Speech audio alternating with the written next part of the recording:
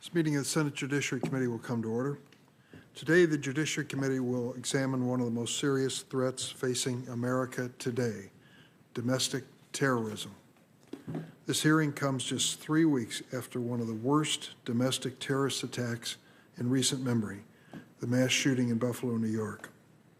A white supremacist entered Tops grocery store and massacred 10 black Americans in cold blood, wounding 3 others.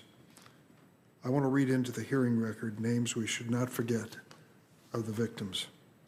Roberta A. Drury, Margus D. Morrison, Andre McNeil, Aaron Salter, Geraldine Talley, Celestine Cheney, Hayward Patterson, Catherine Massey, Pearl Young, and Ruth Whitfield. Behind those names is a story. A loving grandmother of 6, a sister caring for her sick brother, a father who at the time of the shooting was buying snacks for a movie night with his family.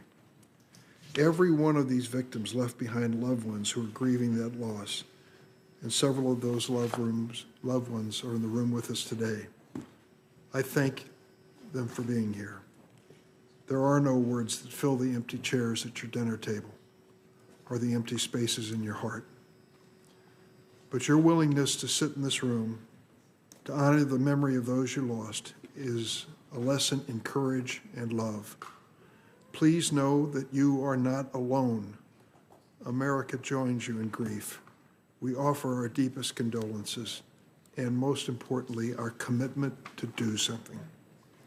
When gunmen are slaughtering babies, grandparents, and other children, Americans in grocery stores, schools, neighborhoods, and houses of worship, we have the ability to do something.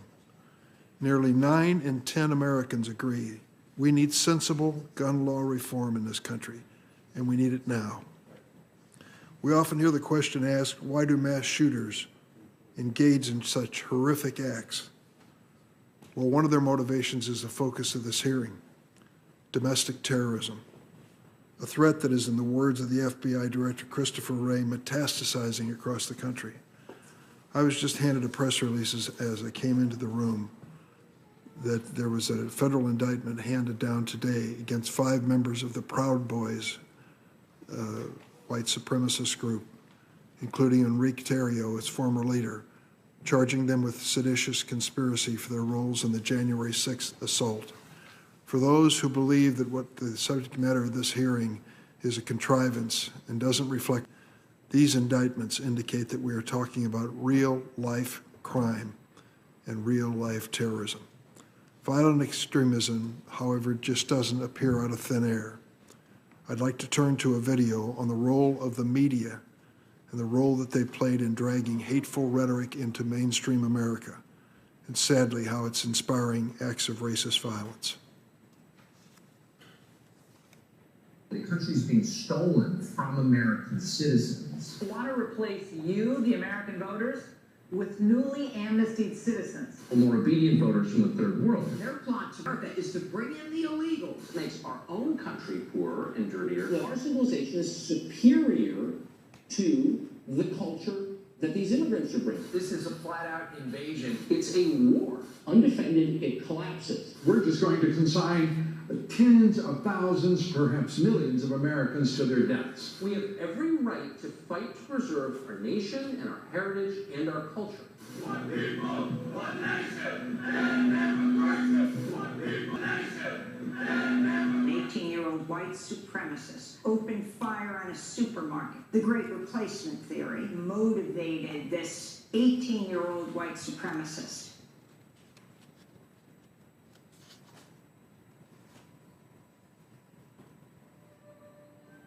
Andre was my nephew. He just came to, he was on a birthday party, and he left behind 5 kids. She was that light that shone through whatever darkness might have been present. They enjoyed our life together. She loved cooking and sharing food with us. When all hell broke loose at Cox, Aaron Salter, the policeman, stepped into his assignment. A woman who survived 3 aneurysms and breast cancer. Catherine Massey calling for federal action against growing gun violence that ended up taking her life. Took away my mother and my best friend. This needs to be fixed. One day I'll be up there with her. One day another. I first held a hearing on domestic terrorism in the year 2012, 10 years ago, after a white supremacist murdered 7 Sikh worshipers in Oak Creek, Wisconsin. Sadly, 10 years later, this threat has only grown worse. In the decades since Oak Creek, violent white supremacists have killed innocent Americans in a series of sickening attacks. They include mass shootings at the Emmanuel AME Church in South Carolina in 2015, Pittsburgh's Tree of Life Synagogue in 2018, and Walmart in El Paso, Texas in 2019. While each of these attacks was committed by a lone gunman, they're part of a larger pattern. Don't take my word for it. During the prior administration, the FBI and Department of Homeland Security found that, and I quote, white supremacist extremism poses a persistent threat of lethal violence, and that since 2000, white supremacists, quote, were responsible for more homicides than any other domestic extremist group. That was a finding by our government. White supremacists were responsible for more homicides than any other domestic extremist movement. White supremacist violence has swept across America, and this trend raises the obvious question: why is it getting worse? We cannot deny that hate has a big platform. As we all saw in the video, there are media figures like Tucker Carlson dragging conspiracy theories into mainstream America. More than 400 episodes of Tucker Carlson's show have amplified the so-called Great Replacement conspiracy theory, guiding principle of modern white supremacist movement. As lawmakers, we must speak at one voice in repudiating this incendiary rhetoric, along with any individual or extremist group that resorts to violence. And while there are no simple solutions for addressing violent extremism, a promising start is the Domestic Terrorist Prevention Act, which I first introduced in 2017. I'm sorry to say that the Senate was unable to move this forward when I offered it 2 weeks ago, but my hope is that this hearing will mark a shift in our willingness to work together in combating domestic terrorism. That is our obligation as lawmakers, and that is our responsibility to the families like those in this room who've lost a loved one to unspeakable acts of hate. With that, I turn to the ranking member, Senator Grassley, for his opening statement. Thank you, Mr. Chairman. This is our 3rd hearing in this Congress on this threat of domestic terrorism. March of last year, Director Wray of the FBI testified before us that the threat of domestic terrorism is really growing. 6 months later, he testified to another committee that the FBI had 2,700 active domestic terrorism investigations compared to the usual 1,000. Some of those 600 cases involved the Capitol riot on January the 6th. Another is a tragic event that the chairman just referred to, the terrible attack by young white racists killing 10 in Buffalo. One of those killed in that domestic act of terrorism was Ruth Whitfield. Her son, Garnell, is with us here today. Nearly 600 events were police riots that erupted in dozens of cities in 2020. FBI Executive Assistant Director Jill Sandburn testified before us in January that 800 domestic terrorism investigations were opened as a result of the 2020 riots. That was 5 months ago. Each time we speak with the FBI, the number has usually risen by a few hundred. However, due to the lack of federal jurisdiction, this is only a small fraction of the 14,000 that were arrested just in the first few weeks. Tens of thousands appear to have participated in mass violence. I was truly surprised by this sheer number of Americans that have been willing to engage in violence in support of anti-police rhetoric. 2,000 police officers were injured, 25 people were killed, and there was $2 billion in property damage with arson as the preferred tactic. For anyone who thinks violence from political left ended in 2020, it didn't. In May of 2022, report by the Center of Strategic and International Studies found that 40% of all domestic terrorist attacks in 2021 were from the left. By anyone who thinks that the violence from the far left didn't begin in 2020, it didn't. In 2016, 2 black racists killed 8 police officers in Dallas and Baton Rouge in 11 days, according to a May 2021 report from the FBI. Black racially motivated violent extremism was the deadliest ideology in 2017. Even though many in the press only focus on far-right attacks, the most deadly ideology often changes year to year. So, 2018 and 2019, that was white, racially motivated and violent extremism. But in 2020, anti-government extremism was the most lethal ideology.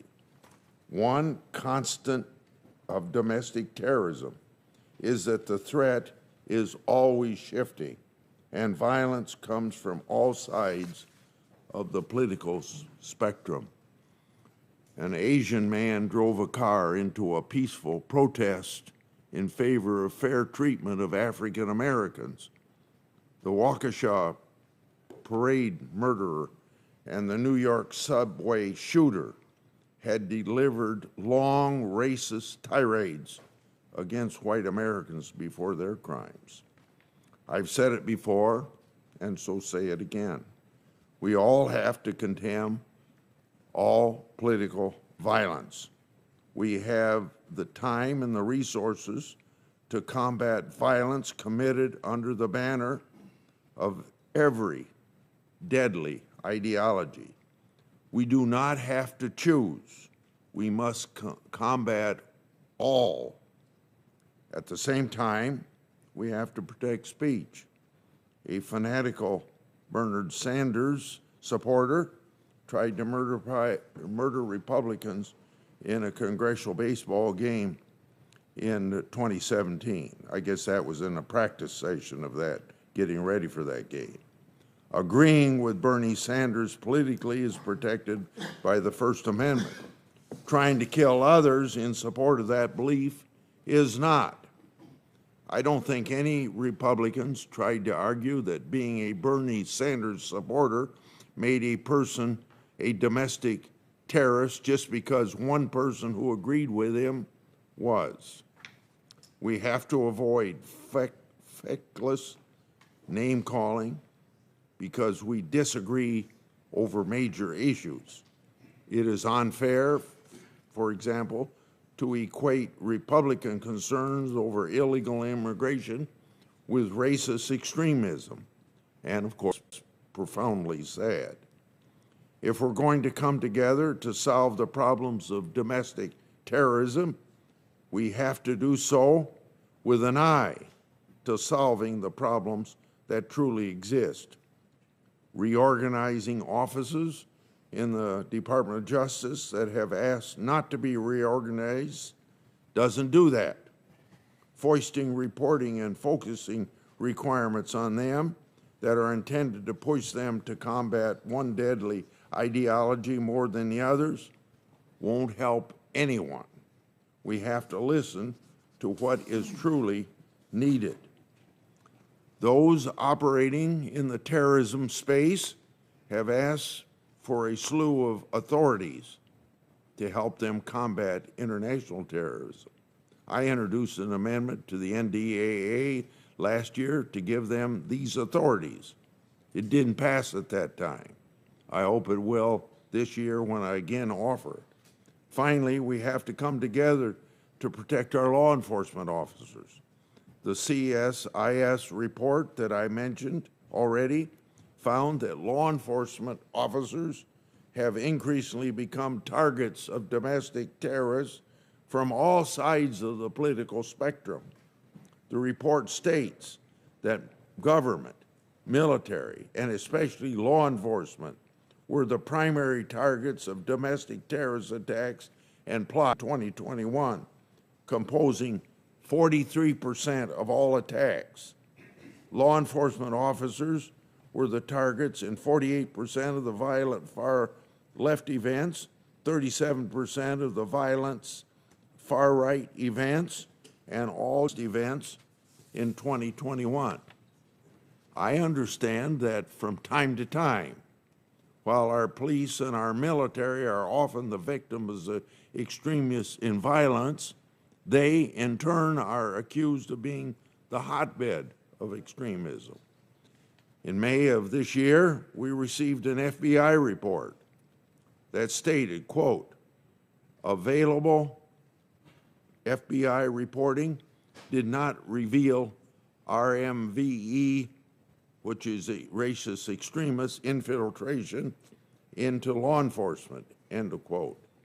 We've been briefed by the FBI that extremism is no more common in the military than the general population and is not limited to white racism, but includes black racism, Antifa ideology appearing within the ranks. If we're going to be serious about combating extremism, we need to be realistic. The threat is often from outside law enforcement and the military and directed against them, not the other way around. In fact, these baseless accusations of widespread extremism in law enforcement and the military probably only strengthen the likelihood that innocent officers and service members will unfairly become targets for violent attacks. In 2018, members of Antifa in Philadelphia assaulted 2 Marines, believing them to be white supremacists. They weren't, they were Hispanic. It's important that those of us in positions to lead be clear that all violence will never be tolerated. I look forward to working together to do that. I yield. Let me be clear. I agree with you, Senator Grassley. Violence is unacceptable in this constitutional democracy. Today we welcome 5 witnesses. I will introduce the majority witnesses, then I'll turn to Ranking Member Grassley to introduce the minority witnesses. Mr. Garnell Whitfield Jr. is the former fire commissioner in Buffalo. He tragically lost his mother, Ruth Whitfield, in the Buffalo attack last month. Mr. Whitfield, I know it's not easy for you to be here today in the midst of your loss and grief, but we really appreciate you coming forward so that you can speak for many of the families and friends who had such a terrible time in dealing with this loss. We're also joined by Professor Robert Pape of the University of Chicago. In addition to serving as professor of political science, he's the director of the Chicago Project on Security and Threats. I first learned of your work on one of your television presentations, and I'm glad you can be here today to make a presentation. Our final majority witness is German. Mr. German is a former FBI special agent, currently serving as a fellow at the Brennan Center for Justice, Liberty, and National Security. Ranking Member Grassley, would you like to introduce your witness? Yes, thank you for that privilege. Justin Herdman is a partner in the Cleveland office law firm Jones Day, served as U.S. Attorney for the Northern District of Ohio, 2017 to 21. He was jointly recommended to that position with bipartisan support from our colleagues Brown and Portman. As U.S. Attorney, Mr. Herdman was widely recognized for his success in fighting terrorism and violent crime. He was also vice chair of the Attorney General's Advisory Committee.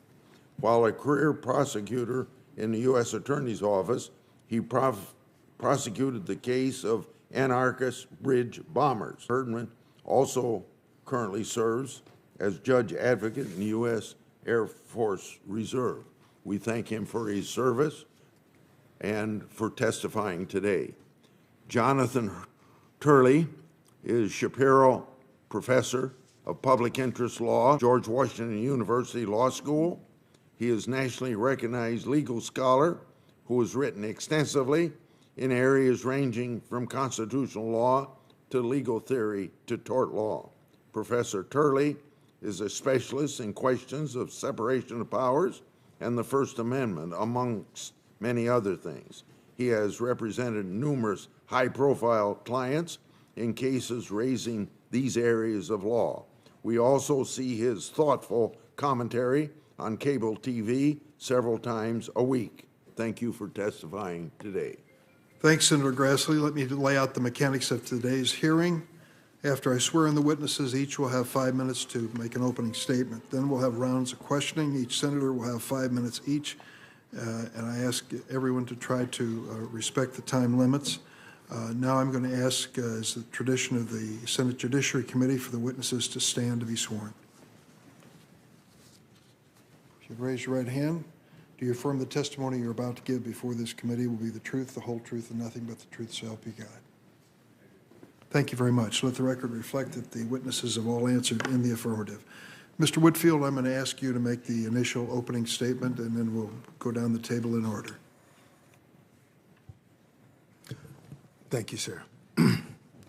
To the members of this honorable body, on behalf of all of the victims who were murdered or injured on May 14th and their families, we sincerely thank you for the opportunity to speak to you today.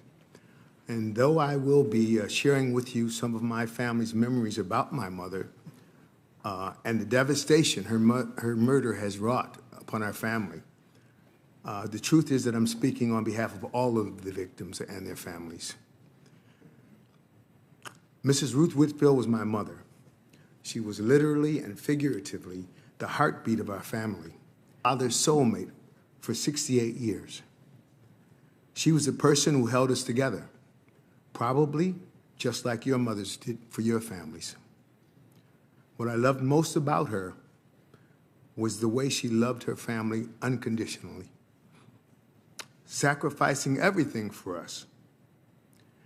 She visited my father at the nursing home where he's lived for the past 8 years almost every day, including on the day she was murdered, to ensure that he got the care that he needed from the and to supplement that care with their own personal and loving touch. Our lives are forever changed, forever damaged by an act of profound hate and evil. And nothing will ever take away the hurt, the pain, or the hole in our hearts. For her to be murdered, taken away from us by someone so full of hate, is impossible to understand and even harder to live with. But we're more than hurt. We're angry. We're mad as hell because this should have never happened. We're good citizens, good people. We believe in God. We trust in God. But this wasn't an act of God. This was an act of a person. And he did not act alone. He was radicalized by white supremacists. His anger and hatred were metastasized like a cancer by people with big microphones in high places screaming that black people were going to take away their jobs and opportunities.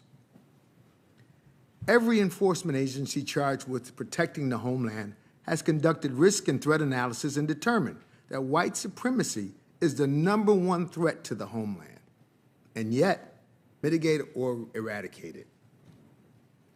We're people of decency. We're taught to love even our enemies, but our enemies don't love us. So what are we supposed to do with all our anger and all of our pain? Do you expect us to continue to just forgive and forget over and over again? And what are you doing? You're elected to protect us, to protect our way of life. I ask every one of you to imagine the faces of your mothers as you look at mine, and ask yourself, is there nothing that we can do? Is there nothing that you personally are willing to do to stop the cancer and the domestic terrorism it inspires? Because if there is nothing, then, respectfully, senators, you should yield your positions of authority and influence to others that are willing to lead on this issue.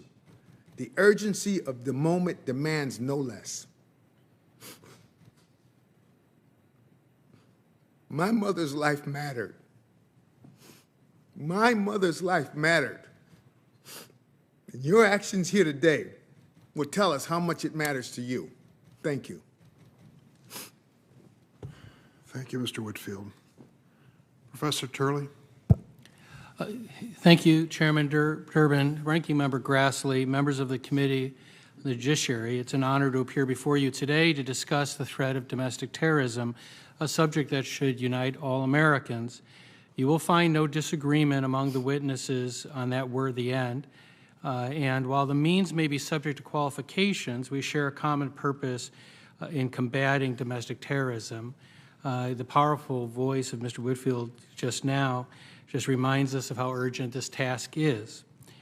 I offer my testimony in that spirit to try to identify areas of one of the pieces of legislation that I believe should be addressed to deal with some constitutional concerns. Extremist and violent speech is obviously not an abstraction for the people who work in this building. House members were shot in 2017. Members of both houses had to be rescued in 2020 due to a disgraceful attack on the Capitol. We all have ample reason to oppose these violent elements on both the left and the right. However, the Constitution does impose some limits on the range of action for Congress.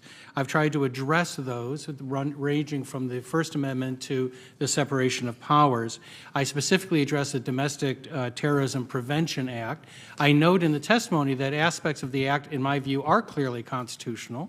Those include things like the reporting and assessment and training components. The one area that I flag is the prioritization of particular terrorism cases. That raises a novel question. It actually falls into a gray area of separation of powers, so admittedly, this can have people of good faith on either side. But for Congress to try to prioritize certain terrorism cases, I think would run afoul of the doctrine of separation of powers. And it's because the law uses a mandatory language in terms of dedicating resources within the executive branch for those ends. There's obviously a powerful interest in Congress in this area. I'm a Madisonian scholar, so I tend to favor legislative authority. I still do in this area. But there's also admittedly countervailing legislative encroachment issues that can occur under the separation of powers. Because of the executive branch's authority under the Take Care Clause and the inherent Article II powers, I think that those issues would loom large if that legislation was enacted the way it's currently written. I also spent a considerable amount of time in my testimony on free speech. That's where I do a lot of my writing. I've been described as a free speech purist or absolutist. There was a time when that was actually a compliment. I admit to it. I have a very broad view of free speech. As I talk about in my testimony, we have a checkered history of free speech impairments and criminalization. It occurs at times when we are angry, when we're afraid, when we're under attack. Our history is replete with it. It began with John Adams, who not only tried to criminalize opposing views, but tried to execute those who held them. It went through the Civil War, it went through Woodrow Wilson and the Palmer raids, the enactment of the Espionage Act. In each of those periods, not one branch, but all three branches failed the Constitution. All three branches allowed attacks to occur on free speech. It obviously continued with the Red Scare. It continues today as people call for forms of censorship, blacklisting, and criminalization of speech. I believe that this expansion of terrorist investigations raise legitimate questions that we have to deal with, not to intrude upon those areas. And that is a position that I've held for many years. As many of the members of this committee know, I've opposed broader interpretations of terrorism for 30 years. I've been one of the most vocal critics of Antifa, one of the most violent anti-free speech movements in our history. But I was one of the first to object to characterizing Antifa as a terrorist group for the same reason. We have to be very careful, not because we have different ends or different interests, but in a Madisonian system, it's often as important how you do something as what you do. Fortunately, in dangerous times, we have a Constitution designed for bad times, not good times. Indeed, the Constitution was written in the worst of times. It's a covenant, not with our government, but with each other. But it is a system that we can't assume is indestructible. It requires people of good faith like yourself to temper what are honest motives to try to combat extremism and protect those things that also define us. I thank you again for the honor of appearing before you, and I look forward to any questions that you may have. Thank you, Professor Turley. Professor Pape. Thank you for having me. Mr. Whitfield is right. Violent populism is rising in America. Events like the Buffalo shooting that target minority populations and January 6th that threaten our democracy are not simply a continuation of long-standing trends, but reflect the consequences of extremist ideas moving from the fringe to the mainstream. If I could please have the next slide. I'm going to wait one moment to see if we can have the slides. There we go. If I could have the previous slide to that. Thank you.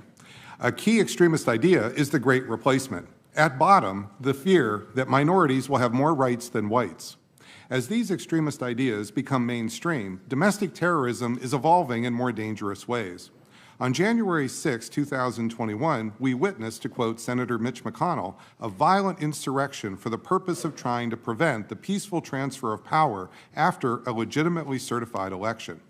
The key characteristic of the over 800 individuals charged in connection with the attack on the Capitol is that they are middle-class whites residing in counties with the most loss of white share, exactly who would most likely fear the Great Replacement as described by prominent political and media leaders. On May 14th, just 3 weeks ago, a mass shooting occurred in Buffalo, New York, where the shooter, a self-described populist, methodically selected his target in order to kill large numbers of a minority group related to his fear of the Great Replacement. These violent ideas are widespread in the U.S. population, and we need to prepare for potential political violence in the future. Let's look at the facts. Next slide, please. The January 6 demographics are striking. Over half of those charged with committing crimes on January 6 were either business owners and CEOs or from white-collar occupations. The last time America saw middle-class whites involved in collective political violence was the expansion of the second KKK in the 1920s.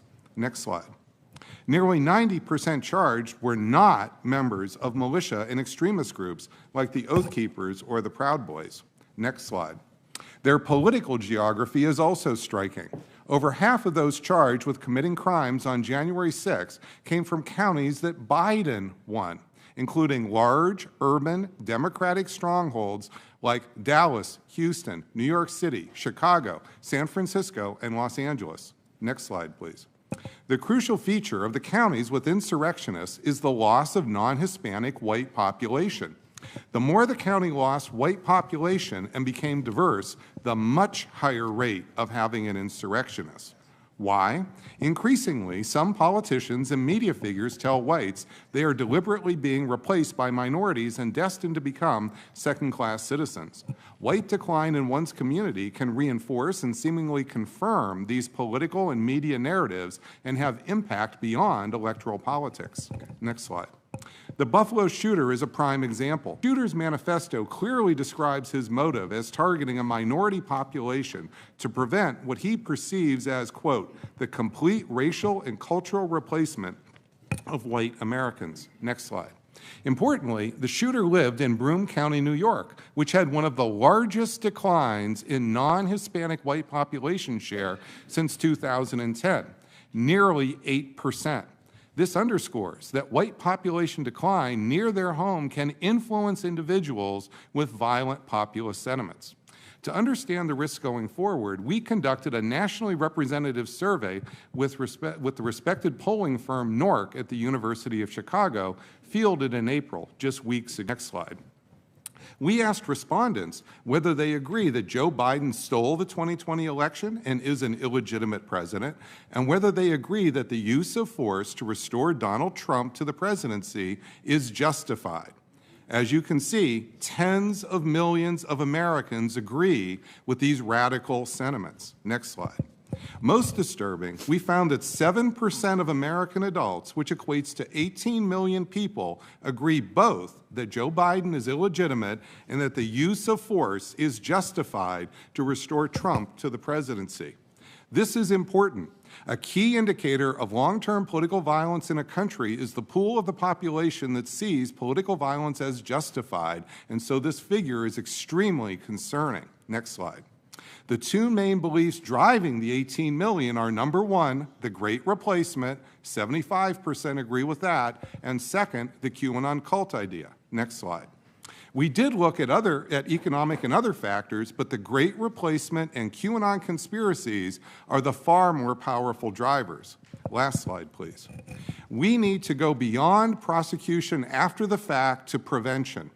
Our country needs annual public reports by law enforcement assessing incidents in which people from across the political spectrum, from neo-Nazis to Antifa, turn to violence so that we can better understand the extent and source of the greatest threats.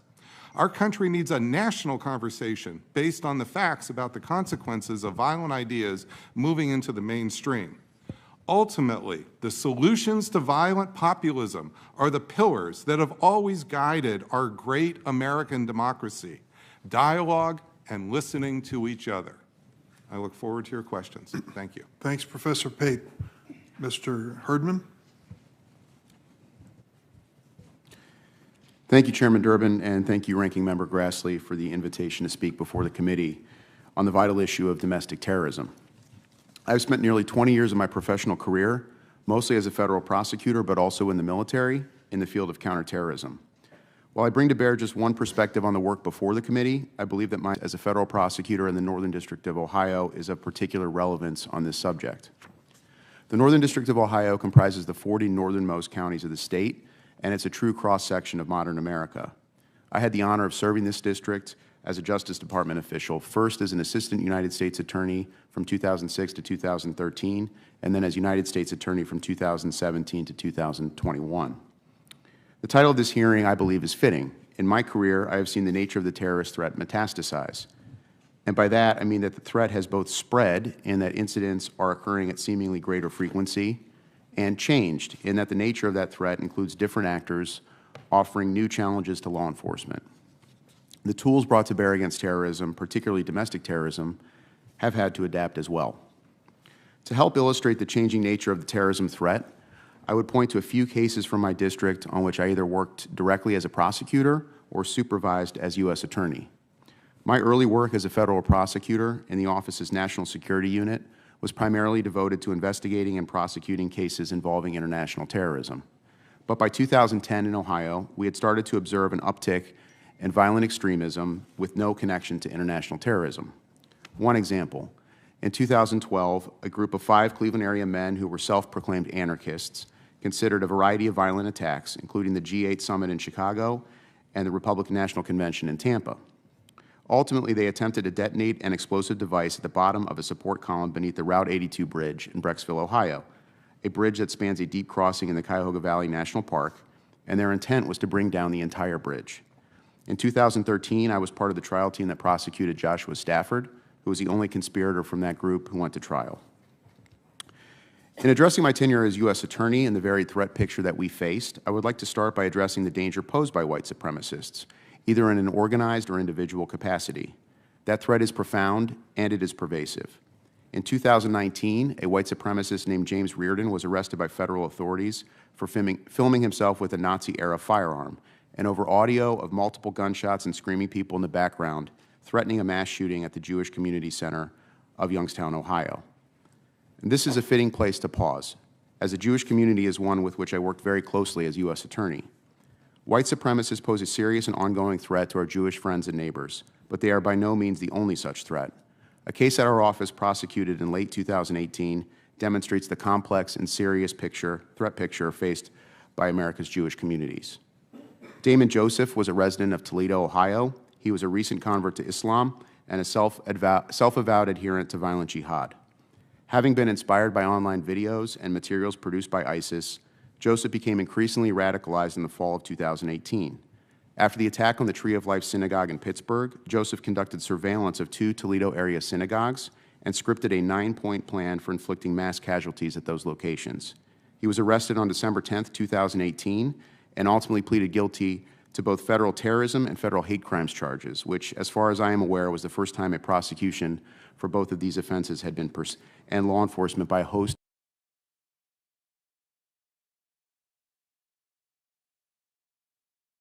of violent actors. The threat picture that emerged while I was U.S. Attorney was incredibly complicated. While white supremacy and violent jihad offers adherents a somewhat cohesive set of warped principles that ultimately forms an ideology, several cases that defied easy categorization because of blended, evolving, or simply non-existent ideologies. For example, Elizabeth Lacron and Vincent Armstrong were a Toledo area couple who harbored a deep fascination with the Columbine shootings. During the course of the FBI investigation, the couple visited Columbine High School, and over time, this sick obsession with that event moved into active planning for a mass casualty attack at a specific Toledo bar. Elizabeth Lacron separately attempted to acquire an explosive device for use against a gas pipeline.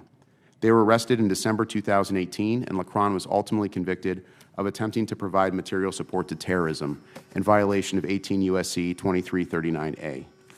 2 more cases, Christian Ferguson and Anna were both arrested in 2020 in separate cases. Ferguson was plotting to lie in wait for a law enforcement officer and planned to capture or kill them when they responded to a false 911 call. And Kenna had well-developed plans to attack an Ohio high school with explosives and firearms. I focused on these cases, but there are many more from my tenure as U.S. Attorney that kept me up at night as a federal prosecutor and continue to do so today, even though I'm no longer a Justice Department official. Once again, I appreciate this opportunity to address the committee, and I look forward to answering any questions you might have. Thanks, Mr. Herdman. Mr. German. Chair Durbin, Ranking Member Grassley, and members of the committee, thank you for inviting me to testify about white supremacist violence in the wake of the latest mass casualty attack. I'd like to express the Brennan Center's sympathies for the family members of those killed in Buffalo and all communities targeted by white supremacist violence.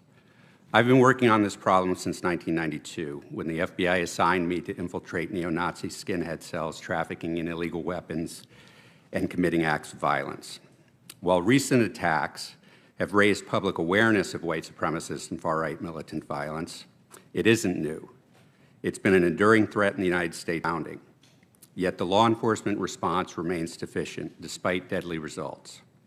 The FBI does not even collect incident data regarding violence committed by domestic violence extremist groups.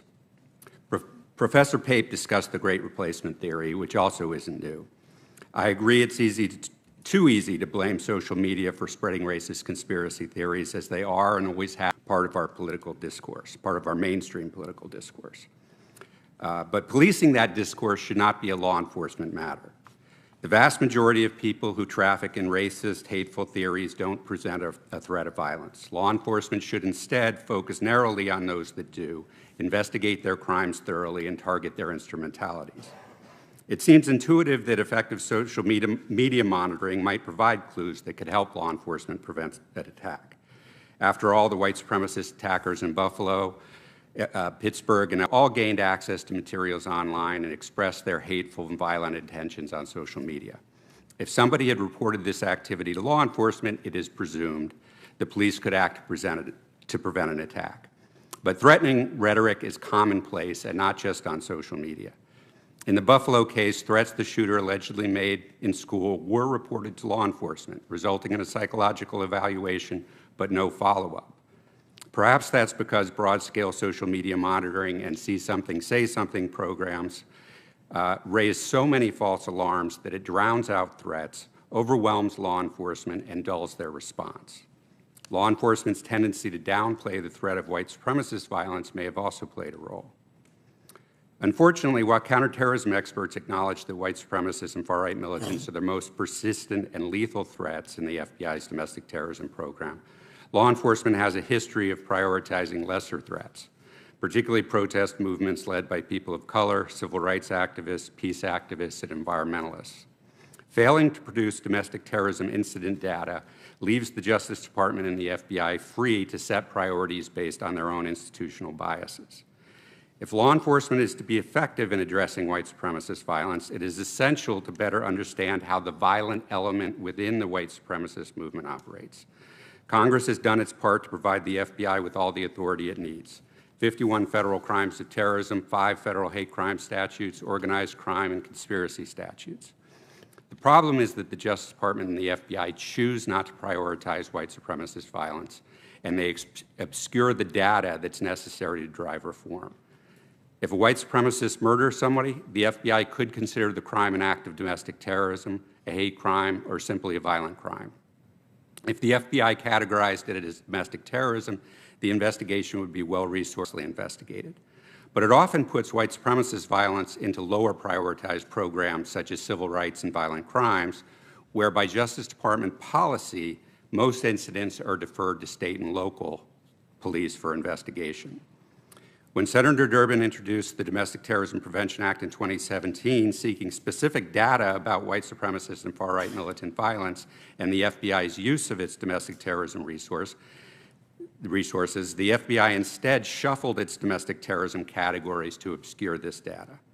The Justice Department likewise hides its data about domestic terrorism prosecutions, removing docket numbers from prosecutive data it provides to Congress when it claims domestic terrorism successes. The Brennan Center sued to get these docket numbers, but the Justice Department refused to provide them all, claiming that not all prosecutions that it claims as domestic terrorism statistics are domestic terrorists. The true nature and the scope of white supremacist threat must be understood in order to establish effective reforms. Congress needs better data about this violence and more transparency about how the Justice Department and the FBI use their domestic terrorism resources. I look forward to your questions. Thank you. Thanks, Mr. Chairman. Thanks to all the witnesses. I'm going to start with the 5-minute round. Professor Pape, great replacement theory is nothing new. Some form of it has been around forever. In the United States, we've seen evidence of it with the activities of the Ku Klux Klan during Reconstruction and even into the 20th century. I grew up in East St. Louis, Illinois, in the early 1900s with the Great Migration. There was a visceral reaction against African Americans that led to a race riot in that city, as well as my current hometown of Springfield, Illinois, and that led to the creation of the NAACP. So we've seen this many times over. The only question that comes to my mind is this a different time? Do you find in your research that the social media approach to information in America is exacerbating this situation? Can we add to that the automatic weapons that are now giving to these madmen who are inspired by this racism the means to kill so many innocent people as they did in Buffalo? Is that the difference? So there's two big differences, sir. First, we have volatile capabilities, those are the weapons you're talking about, now combined with volatile ideas and beliefs in the mainstream. It's not one or the, you've got the combination of these two, which is why we're seeing many more of these events in the United States than we are, say, in Britain. And this is a very important combination that's a deadly cocktail that promises more violence going forward. The second big change is that we are now seeing those who advocate the Great Replacement receive political benefits and financial benefits. So if we look at politicians in America in the mainstream are either directly or indirectly stressing the Great Replacement and becoming more popular. Donald Trump, the former President of the United States, is more powerful today as a result of January 6th than he would have been without January 6th. That is a very, very worrisome trend, sir. Media figures, you just showed a number of them, they are more popular today as a result of the Great Replacement. So what we are seeing is we are seeing incentives for more politicians, more media figures to follow in those paths. These are the two big changes today and why we have to be so concerned about the 2022 and especially 2024 election seasons. Mr. Chairman, let me ask you, we really have a challenge to respect the Constitution and our bill and freedom of speech, and yet we see the reality reported to us by law enforcement here in Washington and across the nation that many of these statements are pushing people into extreme behavior, violent behavior. There's no easy way to define a line to be drawn here to respect the Constitution and still keep America safe. What are your thoughts? I think that the concept of terrorism radicalization that the FBI and Justice Department have embraced isn't established in evidentiary studies. My own experience working undercover, there were people who were ardent neo-Nazis, had memorized parts of Hitler's speeches, were very influenced by the ideology, and others who just liked to make bombs. And this was a group that appreciated their bomb-making skills. So understanding how the violent element operates and how it networks is much more important than understanding the ideology, because there are lots of people who adopt this ideology who are actually against violence. I had people who were ardent Nazis find out who I was hanging out with in the movement and put their arm around me and say, son, you're hanging out with the wrong people.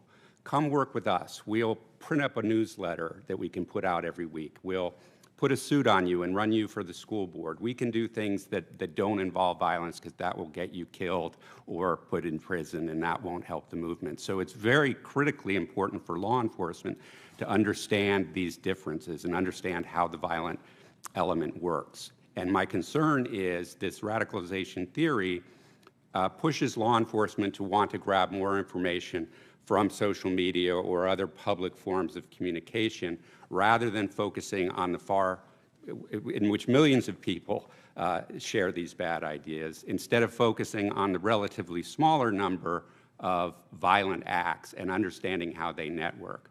You know, one of the case agent who worked my first case with me was able to do in Los Angeles was map all the violent criminal acts that were occurring by white supremacists and show how there was some connection between lots of them, and that's what justified the investigation to start doing that investigation. But the FBI puts these in different categories and more often than not defers to state and local investigators who may or may not prosecute those crimes. They don't have knowledge of how the criminal element works. And unfortunately, they don't seem to want it. There have been plenty of opportunities for them to actually collect this data about the violent crimes to understand it better, but they choose not to. And I think that's part of the problem. It's a point that you made earlier, and one that I'll close with here, and that is the reason for the Domestic Terrorism Act that I introduced was the decision of the Trump administration to no longer have a category of white supremacist crime reported to us. They merged it into a violent crime general category so that there would be no distinction. I believe more information is better, particularly when it doesn't the authority of the government or give it any new tools, but really reports on the reality of what's happening across America. Thank you, Mr. Chairman. Senator Grassley. Yes, Mr. Herdman, besides the bridge case, you've been involved with the riots that broke out in 2020. The FBI lacked the familiarity with Antifa movement to see violence or new riots coming, something both Barr and Wolf warned about when they were secretaries. You've also seen threats from white racists, jihadists, and actors with anti-law enforcement ideologies. How do we ensure that the Department of Justice and the FBI are nimble and flexible just enough to respond to threats of violence caused by different ideologies? And how varied is the domestic terrorism threat right now? Thank you, Senator. Well, the bottom line is, if you're in federal law enforcement, you have to look at the conduct and the threat as it is being contemplated. So you look to the violent act, you look to the planning, and you look to the preparation. And frankly, the ideology matters far less when you're trying to disrupt a terrorism event than the actual conduct of the perpetrators. And it has to be that way. Now, ultimately at trial, that ideology or whatever is motivating that person to commit is important because it's motive evidence and it's something that you would want before the jury. But you have to have federal law enforcement postured to be able to identify and respond to actual conduct by individuals. And that requires prosecutors, that requires close coordination with local law enforcement, that requires close coordination with communities, particularly vulnerable communities, like I mentioned in my testimony, the Jewish community among them, Muslims as well, a whole host of communities of color and ethnicity that are under threat. You have to be postured to be able to respond. And also, I would add, Senator, you have to be flexible in the way that you intake complaints. It's very important for federal law enforcement to be responsive to complaints from the public and to ensure that they are able to prioritize and respond to complaints that are brought to their attention. Professor Turley, is it constitutional and prudential to direct executive branch offices to investigate in combating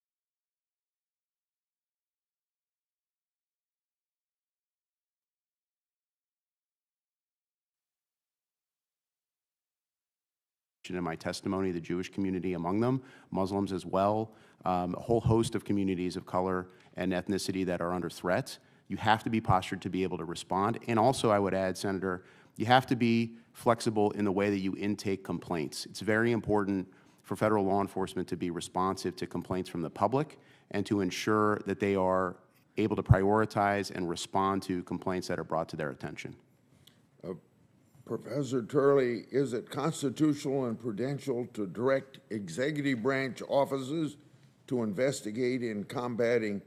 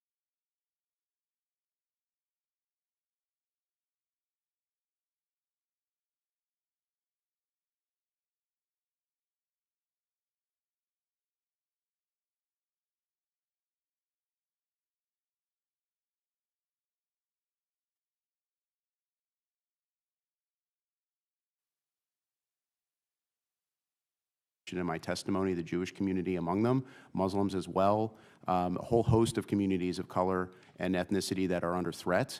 You have to be postured to be able to respond. And also, I would add, Senator, you have to be flexible in the way that you intake complaints. It's very important for federal law enforcement to be responsive to complaints from the public and to ensure that they are able to prioritize and respond to complaints that are brought to their attention. Professor Turley, is it constitutional and prudential to direct executive branch offices to investigate in combating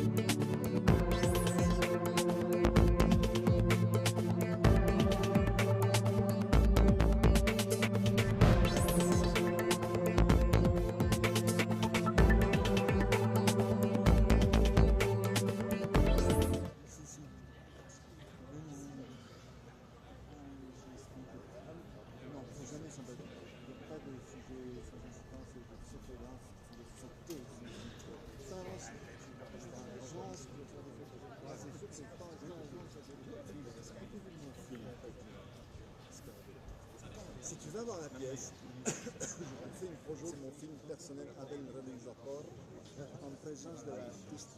Et tu veux la faire en chemin, non? Attention, t'es trop dans l'axe. Comme ça, là. Attention.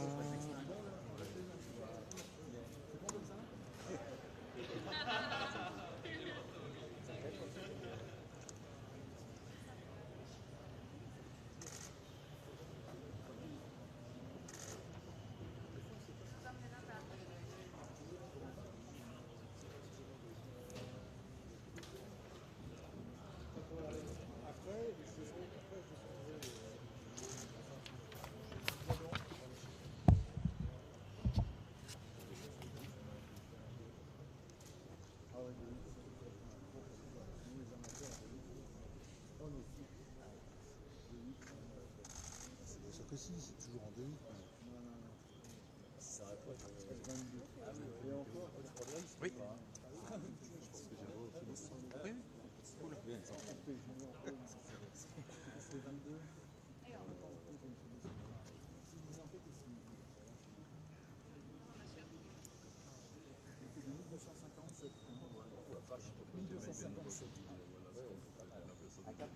Je pense qu'ils vont venir nous chercher pour le coup. Ah, il choisit le hasard, c'est pour ça. Je sais pas, je me dis quand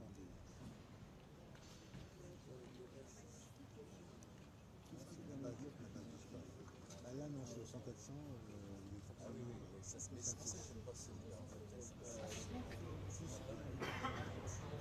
Oui, mais c'est pas mal. Ah oui, c'est quelque chose.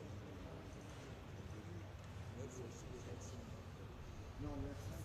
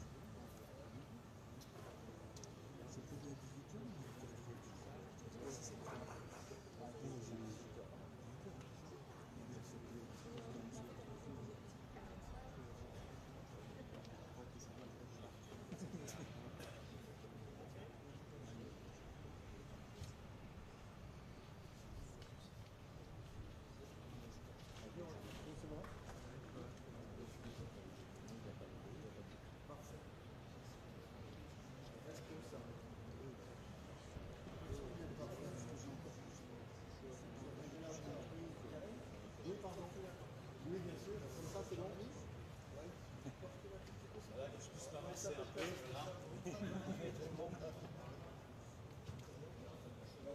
Merci de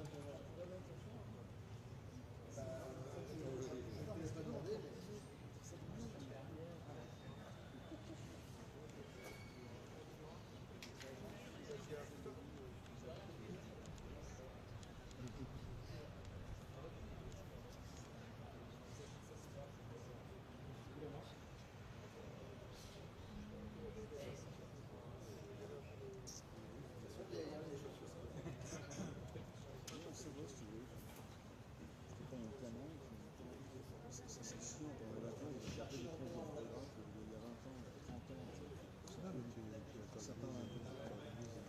Genre, l'année dernière, j'ai aucun producteur là, nulle part. C'est un producteur. C'est sur quoi? Sur moi.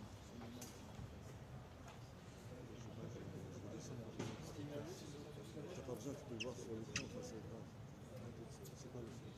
C'est une histoire d'une pape qui se parallèle avec la naissance, c'est une saga de 20 ans. C'est la photo, le Liban, la France, la Chine, les grands lacs, tout. La Yugo, la Ex, tout. 36. Ouais, Francis a pesté du... Non, Jean Montpellier, pardon. Ça aussi. Ça de bonne ville. Ouais, des princes de bonne ville avec des vraies images de son départ. Gorbatchev. Il y a Gorbatchev dans mon film. C'est vieux, il date de 2005. C'est ouais. Et après...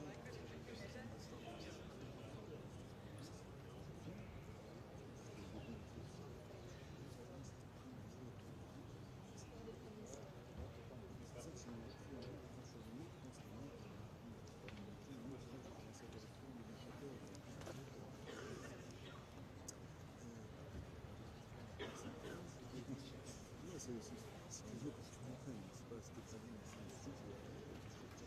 Je veux dire, on va tout faire, c'est tout ce qu'on fait.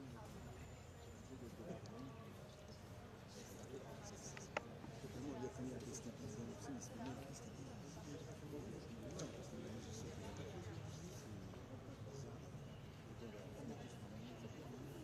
Oui, mais il est très jeune encore, non? Jeune, c'est relatif, on a pas de l'âge de plus. 66. C'est une étude récente? Ça veut dire que tu as plus que 60 ans. Mais tu portes beau, tu as arrêté de t'insulter. Je pensais que tu étais un peu plus toi, donc je t'insultais, mais excuse-moi, je n'ai pas d'excuses. Il y a 60 ans, tu portes beau. Et puis, pas une ride. Pas une ride, pas un cheveu gris. Le poil gris un peu, quand même. Le poil gris, c'est porte beau. Un peu trop beau, ça m'a dit, quand on a c'est ça.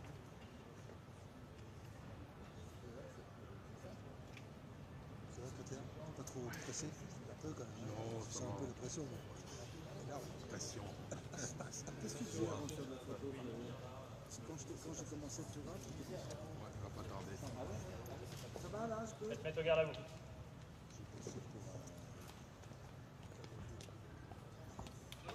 Allez, go. Faites présenter les armes. Portez, ça. Présentez, ça.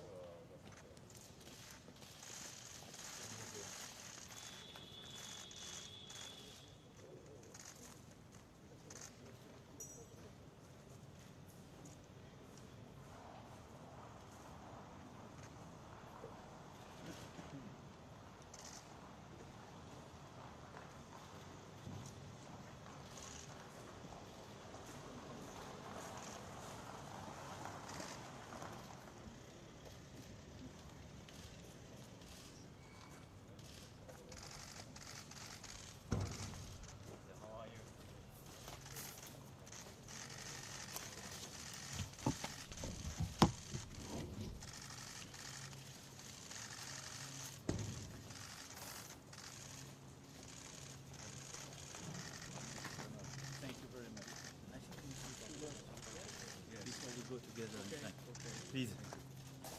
Peter.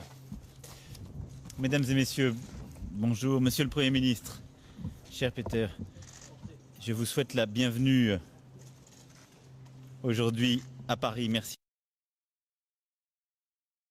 2022 est une année qui lie étroitement la République tchèque et la France, alors que nos deux pays assumaient l'un après l'autre la présidence du Conseil de l'Union européenne dans un contexte ô combien tourmenté. C'est pourquoi je suis heureux d'avoir aujourd'hui cet échange avec toi afin de lier étroitement le travail en cours de la présidence française qui se termine dans moins d'un mois et les futures priorités que votre présidence saura apporter dès début juillet. Nos présidences reflètent le contexte géostratégique actuel et nous avons successivement la tâche d'organiser la réponse européenne à la guerre en Ukraine. Car cette guerre que la Russie a choisi de mener transforme profondément notre agenda. Il s'accélère, s'intensifie, nous a amenés à des choix historiques dans un esprit d'unité et de responsabilité. Notre solidarité massive à l'égard de l'Ukraine, les sanctions rapides, elles aussi massives, à l'encontre de la Russie avec le 6e paquet de sanctions pris il y a encore quelques jours en sont la preuve.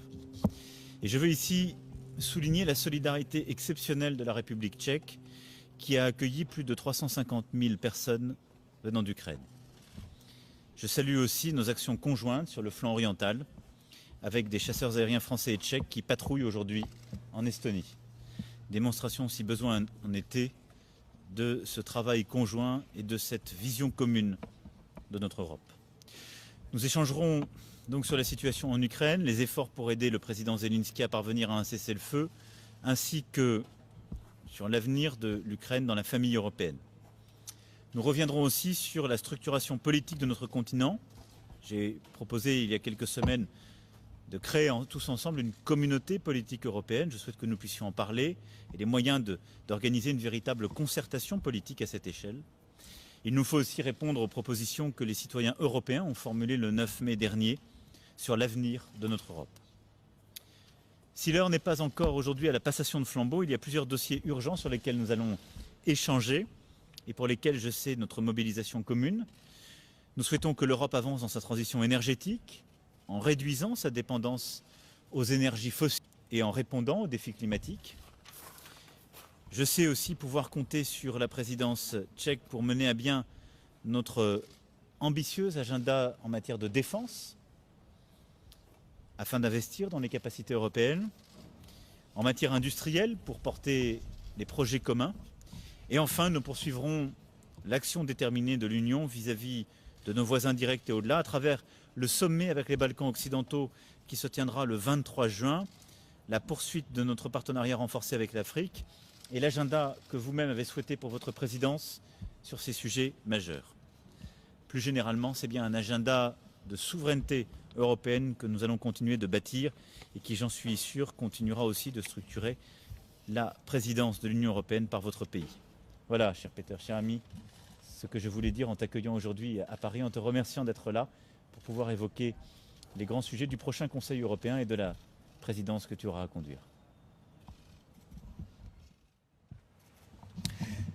Vážený pane prezidente, milí Emanueli, dámy, je pro mě velkým potěšením být dnes na pracovní návštěvě Francie a chtěl bych ještě jednou poděkovat panu prezidentu Macronovi za jeho milé pozvání.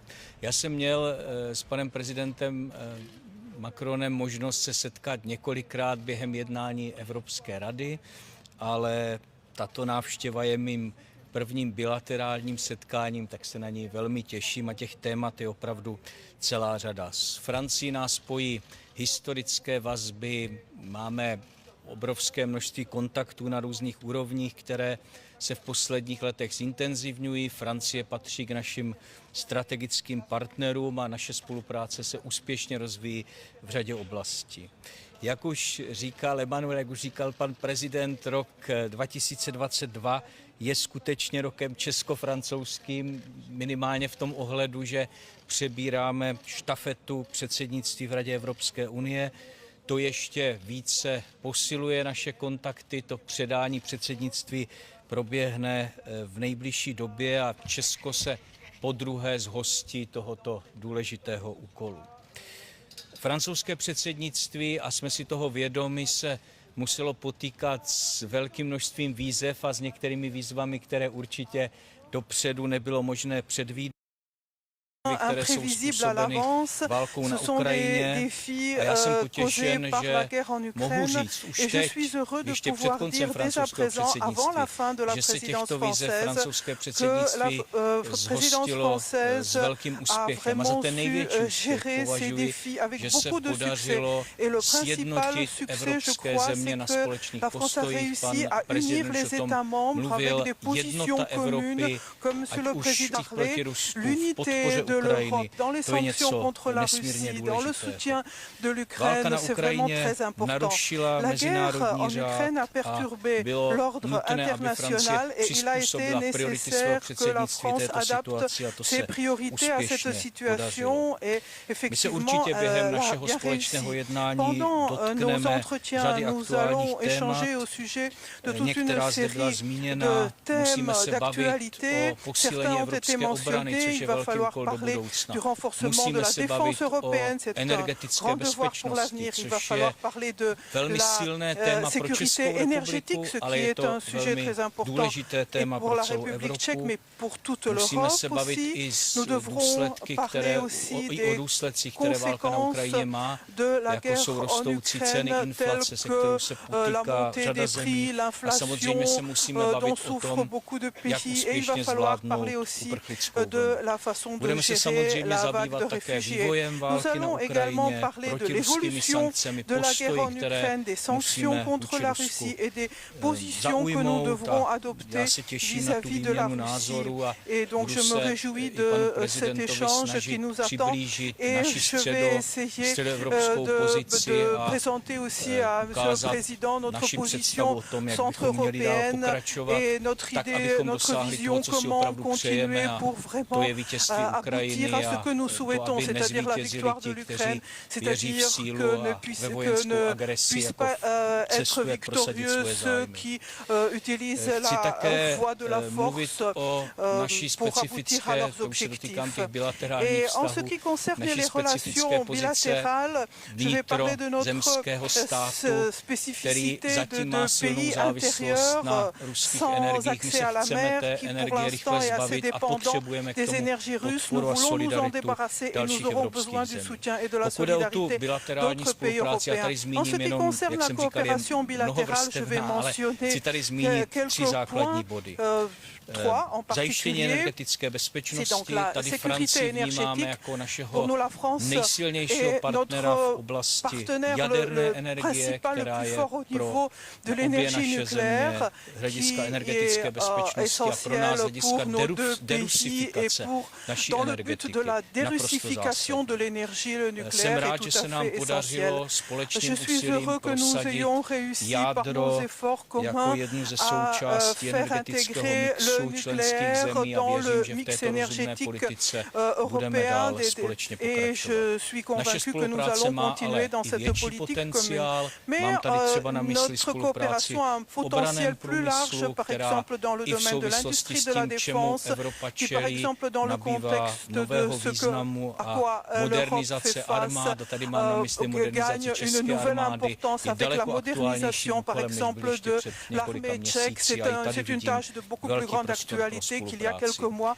A et c'est ten un třetí espace de bod coopération entre té nous. bilaterální Et le agendy, který bych rád troisième zmínil, point je bilatéral que spolupráce j'aimerais na výstavbě mentionner, c'est la vysokorychlostních tratí coopération à la železničních v construction České republice. des Tady má voies de Francie chemin de obrovské fer rapide. zkušenosti. La Tady ta France a spolupráce beaucoup už začala d'expérience a dans já le věřím, že domaine. pro nás La i coopération díky a svým déjà zkušenostem commencé bude et Francie v této grâce věci à ces mimořádně důležitým expériences, la partnerem. France sera pour Takže nous un těším se partenaire très na naši important. Donc diskuzi. je me Jsem réjouis de přesvědčen, že jejím notre výsledkem bude entretien to, že Česká imminent. republika a Je suis Francie convaincu jsou que le strategičtí résultat en partneři, sera que kteří la v těch République tchèque et la zásadních France sont věcech des mají partenaires stratégiques společné postoje avec des a positions že jejich communes spolupráce dans je les questions les plus významná importantes i et pro que notre budoucnost coopération Evropy sera v importante těchto pour těžkých l'avenir měsících, de l'Europe které, dans ces kdy je mois Evropa vystavena difficiles où zkouškám a výzvám, l'Europe které si fait ještě face à des před nedávnou défis dobou nedovedl nikdo z que nás představit. personne d'entre nous ne pouvait imaginer il y a Merci quelques beaucoup. mois.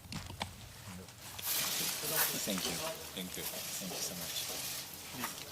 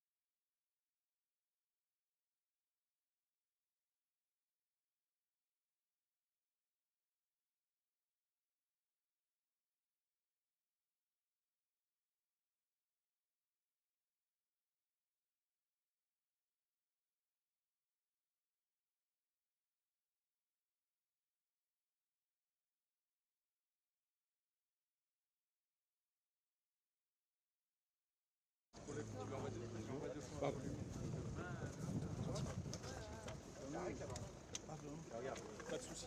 Large.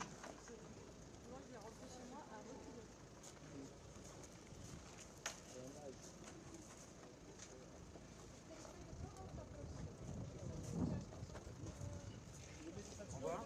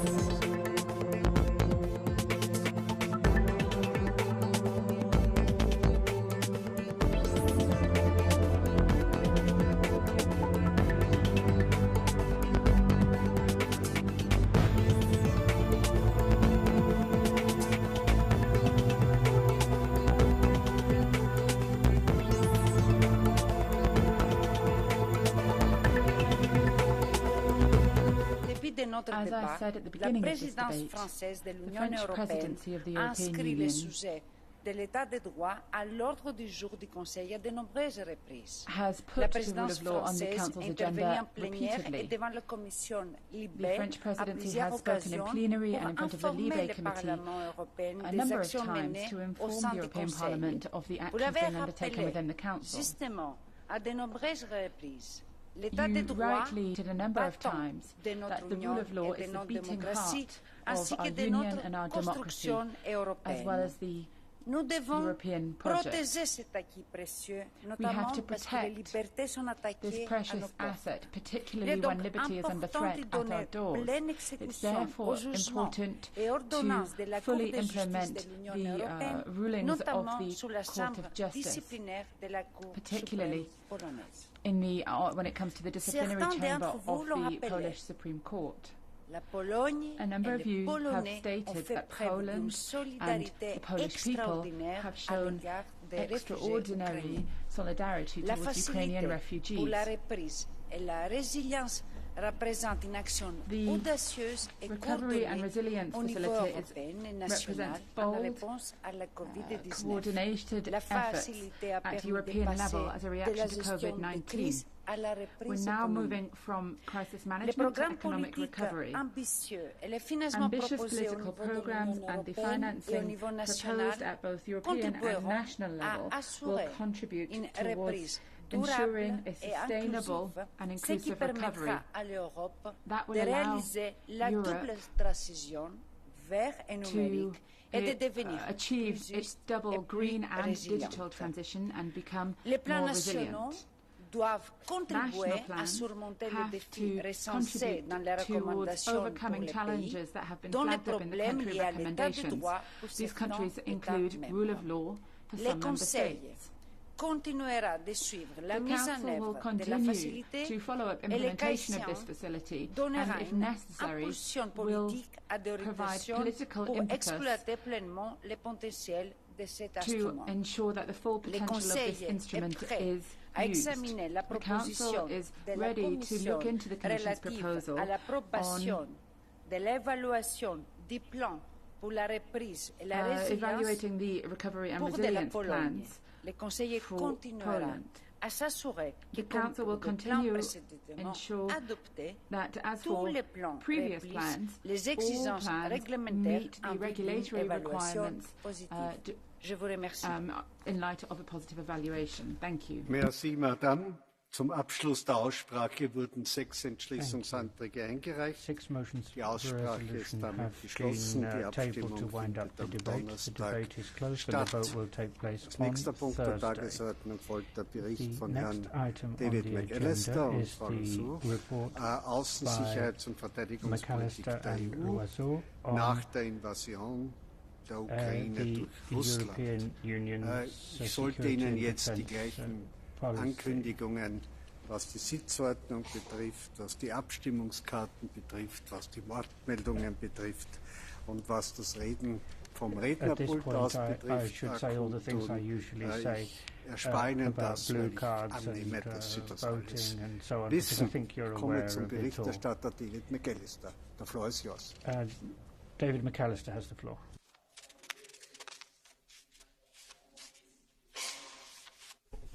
Vielen Dank, Herr Präsident. Ladies and gentlemen, the world is going through a period of geopolitical redefinition. The issues raised by Russia's war of aggression against Ukraine go far beyond the tragic situation we are currently witnessing. Europe as a whole is challenged. For a very long time, our Parliament has been advocating for a stronger, more effective and more coherent common foreign, security and defence policy. Now, Russia's warning shows us that the European Union has to equip itself urgently with the means and tools to respond to global strategic competition and also complex security threats. With our recommendation to the Council and the High Representative on the EU's foreign security and defence policy after the Russian invasion of Ukraine, we as Parliament assess the recent EU initiatives in this field, make concrete proposals for the way forward. For us, Dear colleagues, 8 key points should be taken into account at the meeting of the European Council on the 23rd and 24th of June and at the following NATO summit in Madrid on the 29th and 30th of June. Namely, first, we recommend to work swiftly on the implementation of the strategic compass, in particular regarding the operational capability of the rapid deployment capacity. Second, we recommend to review and strengthen CSDP missions and operations in order to adapt to the new geopolitical reality and promptly as well as efficiently support the Ukrainian and Moldovan authorities. Third, we recommend to swiftly finalise the work on a substantial third EU-NATO joint declaration and to ensure that the work on the strategic compass and the NATO strategic concept are aligned and lead to increased strategic complementarity.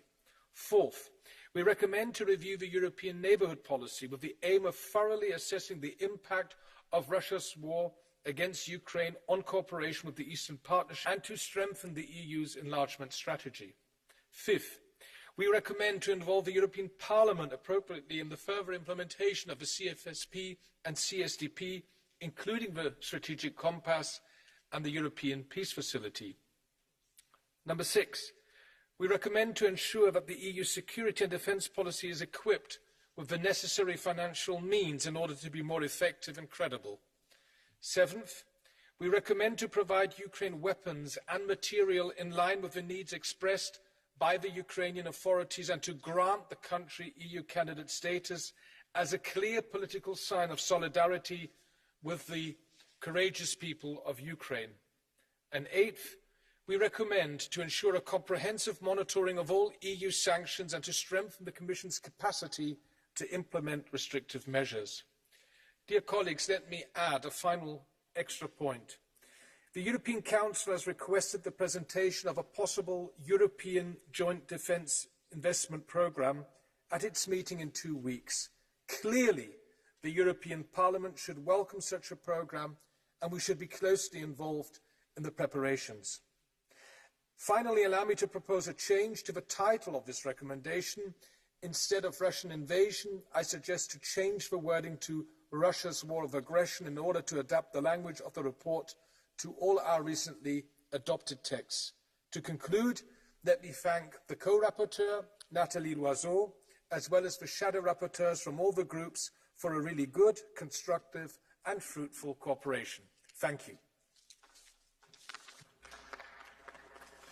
Danke, Herr Berichterstatter. Thank you very much, Rapporteur. Am Wort ist nun The next zweite speaker Teil der is Berichterstattung, the Madame second Nathalie Loiseau. Rapporteur, Nathalie Loiseau. Merci, Monsieur le Président. La guerre est de Thank you, retour en President. Europe. War Cette is phrase back in terrible, Europe. nous ne This savions pas il y a encore quelques mois que nous aurions à la prononcer. terrible Nous ne phrase is sommes something pas that en just a guerre few months avec ago la we didn't Russie, know we would have mais to nous sommes be face à la pronouncing. We are guerre à not cause at de la war with Russie. Russia, but we are facing Qu'est-ce war que cela because of signifie? Russia. Que What does nous that aidons mean? l'Ukraine, qu'il nous faut l'aider davantage, That we're il helping fournir Ukraine, encore but we plus have de to help soutien Ukraine more. We need to militaire, provide more financier, support, humanitaire, military, financial, politique, humanitarian, moral. politic and moral support. Oui, moral. Yes, moral support. Mesurons chacune de nos We paroles, have to chacun de weigh nos actes each of en our nous demandant words ce qui and est each of our moralement acts acceptable. In light of what Moral, is car morally lorsque l'Ukraine acceptable. demande à rejoindre l'Union Moral support européenne, because nous devons lui dire when fortement Ukraine asked to et join the solennellement European Union, merci. we have to L'Ukraine est say, déjà membre d'honneur de notre Union par le sang versé strong and pour genuine défendre son thank you. territoire et pour défendre nos Ukraine is libertés. already Qu'elle an soit honorary member candidate of est our un union, honneur thanks qu'elle to nous the blood they fait. have spilled Sa to defend their place territory est and parmi defend nous. our freedoms. Mais il y a une chose que nous ne pouvons pas faire, their c'est place dire à is l'Ukraine with ce us, qu'elle and doit if they ou were ce a qu'elle ne candidate, doit that would pas be an honor to accepter. us. But what we can't do is tell Parce Ukraine que what nous they n'avons should pas and shouldn't envoyé de accept. troupes aux côtés de We l'armée haven't ukrainienne, sent troops nous to n'avons fight tout alongside the simplement Ukrainian pas le army, droit and so de we simply dicter à do not have the l'Ukraine right sa to conduite. dictate Ne to l'oublions pas. Ukraine how she Nous should avons en behave, revanche and un we shouldn't forget devoir, that. celui However, de we do tirer les have a conséquences duty. du retour de la guerre sur We notre have to continent pour savoir assess comment the mieux protéger consequences of the nos return of concitoyens. war to our Et continent, d'abord, il nous to faut understand tirer how les we can leçons better protect de our nos citizens. échecs. And first of all, we Car have to learn oui, lessons from our l'invasion de failures, l'Ukraine est le because signe the que invasion nous of avons Ukraine is a échoué. sign that we have failed. Si nous avions admis If l'Ukraine we dans had l'OTAN, elle accepted n'aurait pas Ukraine été into attaquée. NATO, Ceux qui then s'y sont she opposés wouldn't have been ont eu attacked. tort.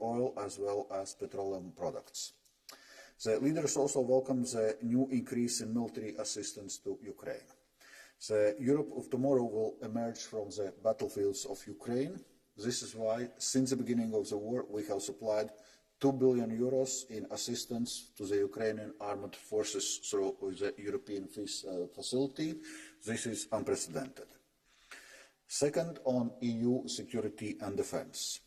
I fully subscribe to the report's call for making genuine progress in foreign policy, and defence cooperation at Union level. Russia's unprovoked military aggression against Ukraine and wider threats to European and global security made it even more evident. This is an attack also to Europe and the whole democratic world. We need to be more united and more capable to act. For this, we need first and foremost to strengthen our defence capabilities. This is what EU leaders discussed last week, building on the defence investments gap analysis that the High Representative has presented jointly with the Commission. The message is clear. We need not only to invest more in defence, but also invest better, which means together in a coordinated way. Between 2009 and 2018, the EU has accumulated an under-expenditure in around €160 billion and under-investment about €44 billion. Since 2018, figures have gone up and are expected to grow further following recent announcements, yet collaborative defence investments are still too low. Only 11% in 2020 and down to 8% in 2021, so far below the agreed benchmark of 35%. This means fragmentation and waste of resources. We need to reverse this trend and to do more together. The joint communication puts forward a number of proposals to do so, starting with joint procurement. The European Council has tasked the Council to take the work forward, and as a chair of the FAC Defence, the High Representatives intends to do so without delay. The European Defence Agency will continue to play a central role in supporting Member States in their efforts to strengthen their military capabilities, working closely with the Commission. This is also part of the broader work in the framework of Strategic Compass adopted in March, which provides the backbone to our security and defence efforts. As you know, the Compass contains over 80 concrete actions that will allow us to make a quantum leap forward in security and defence.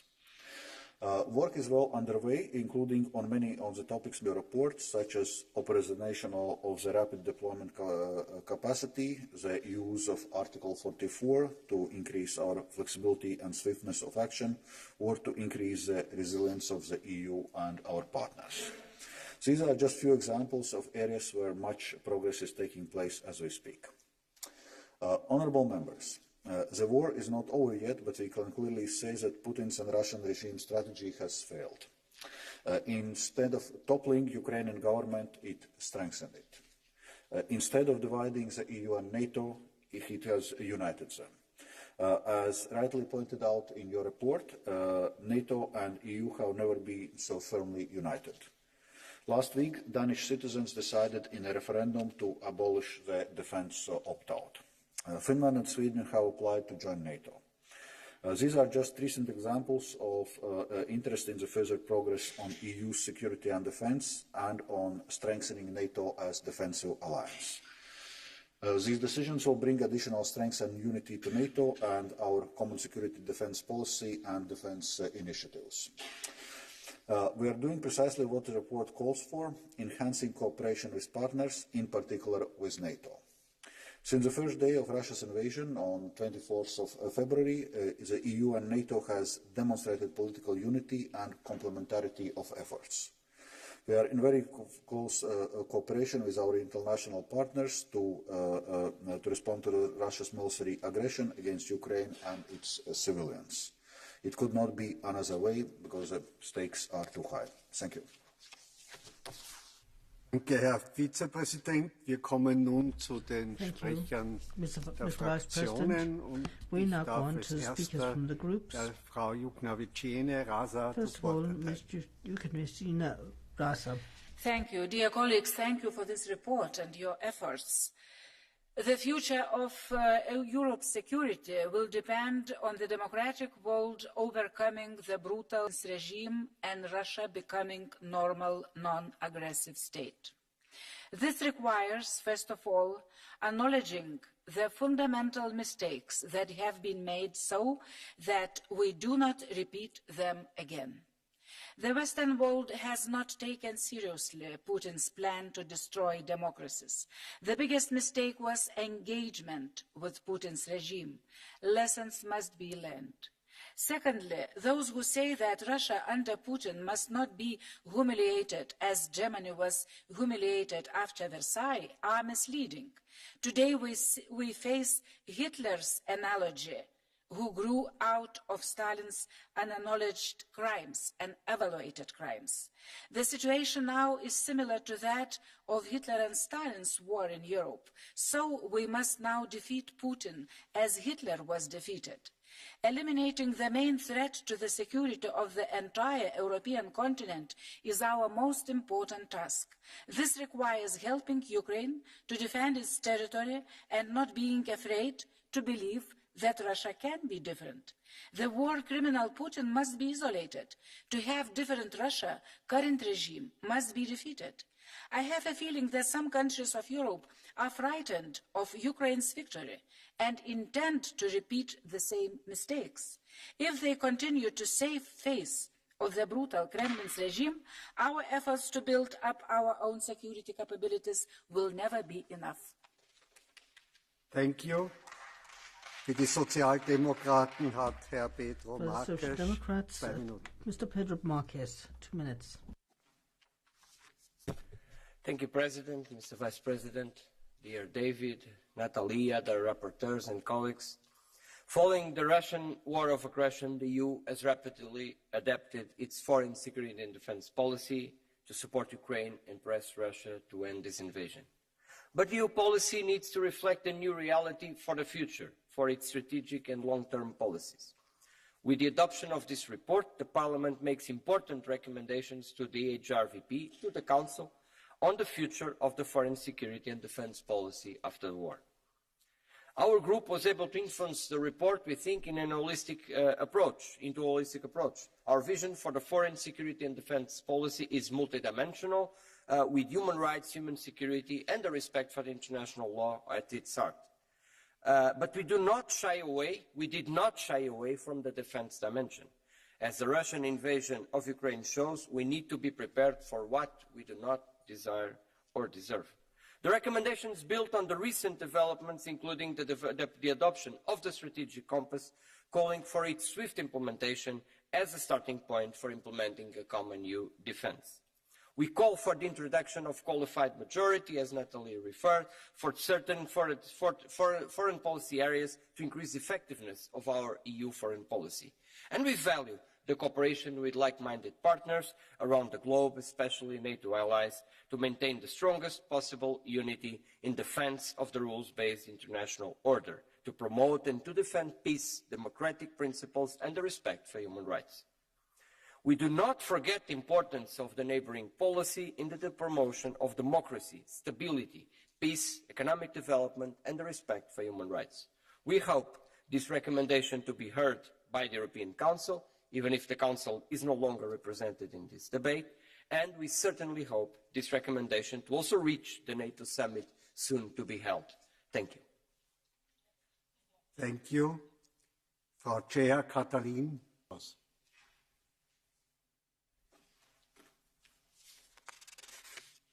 Chair, dear colleagues, this House has been discussing the need to strengthen our foreign policy for decades.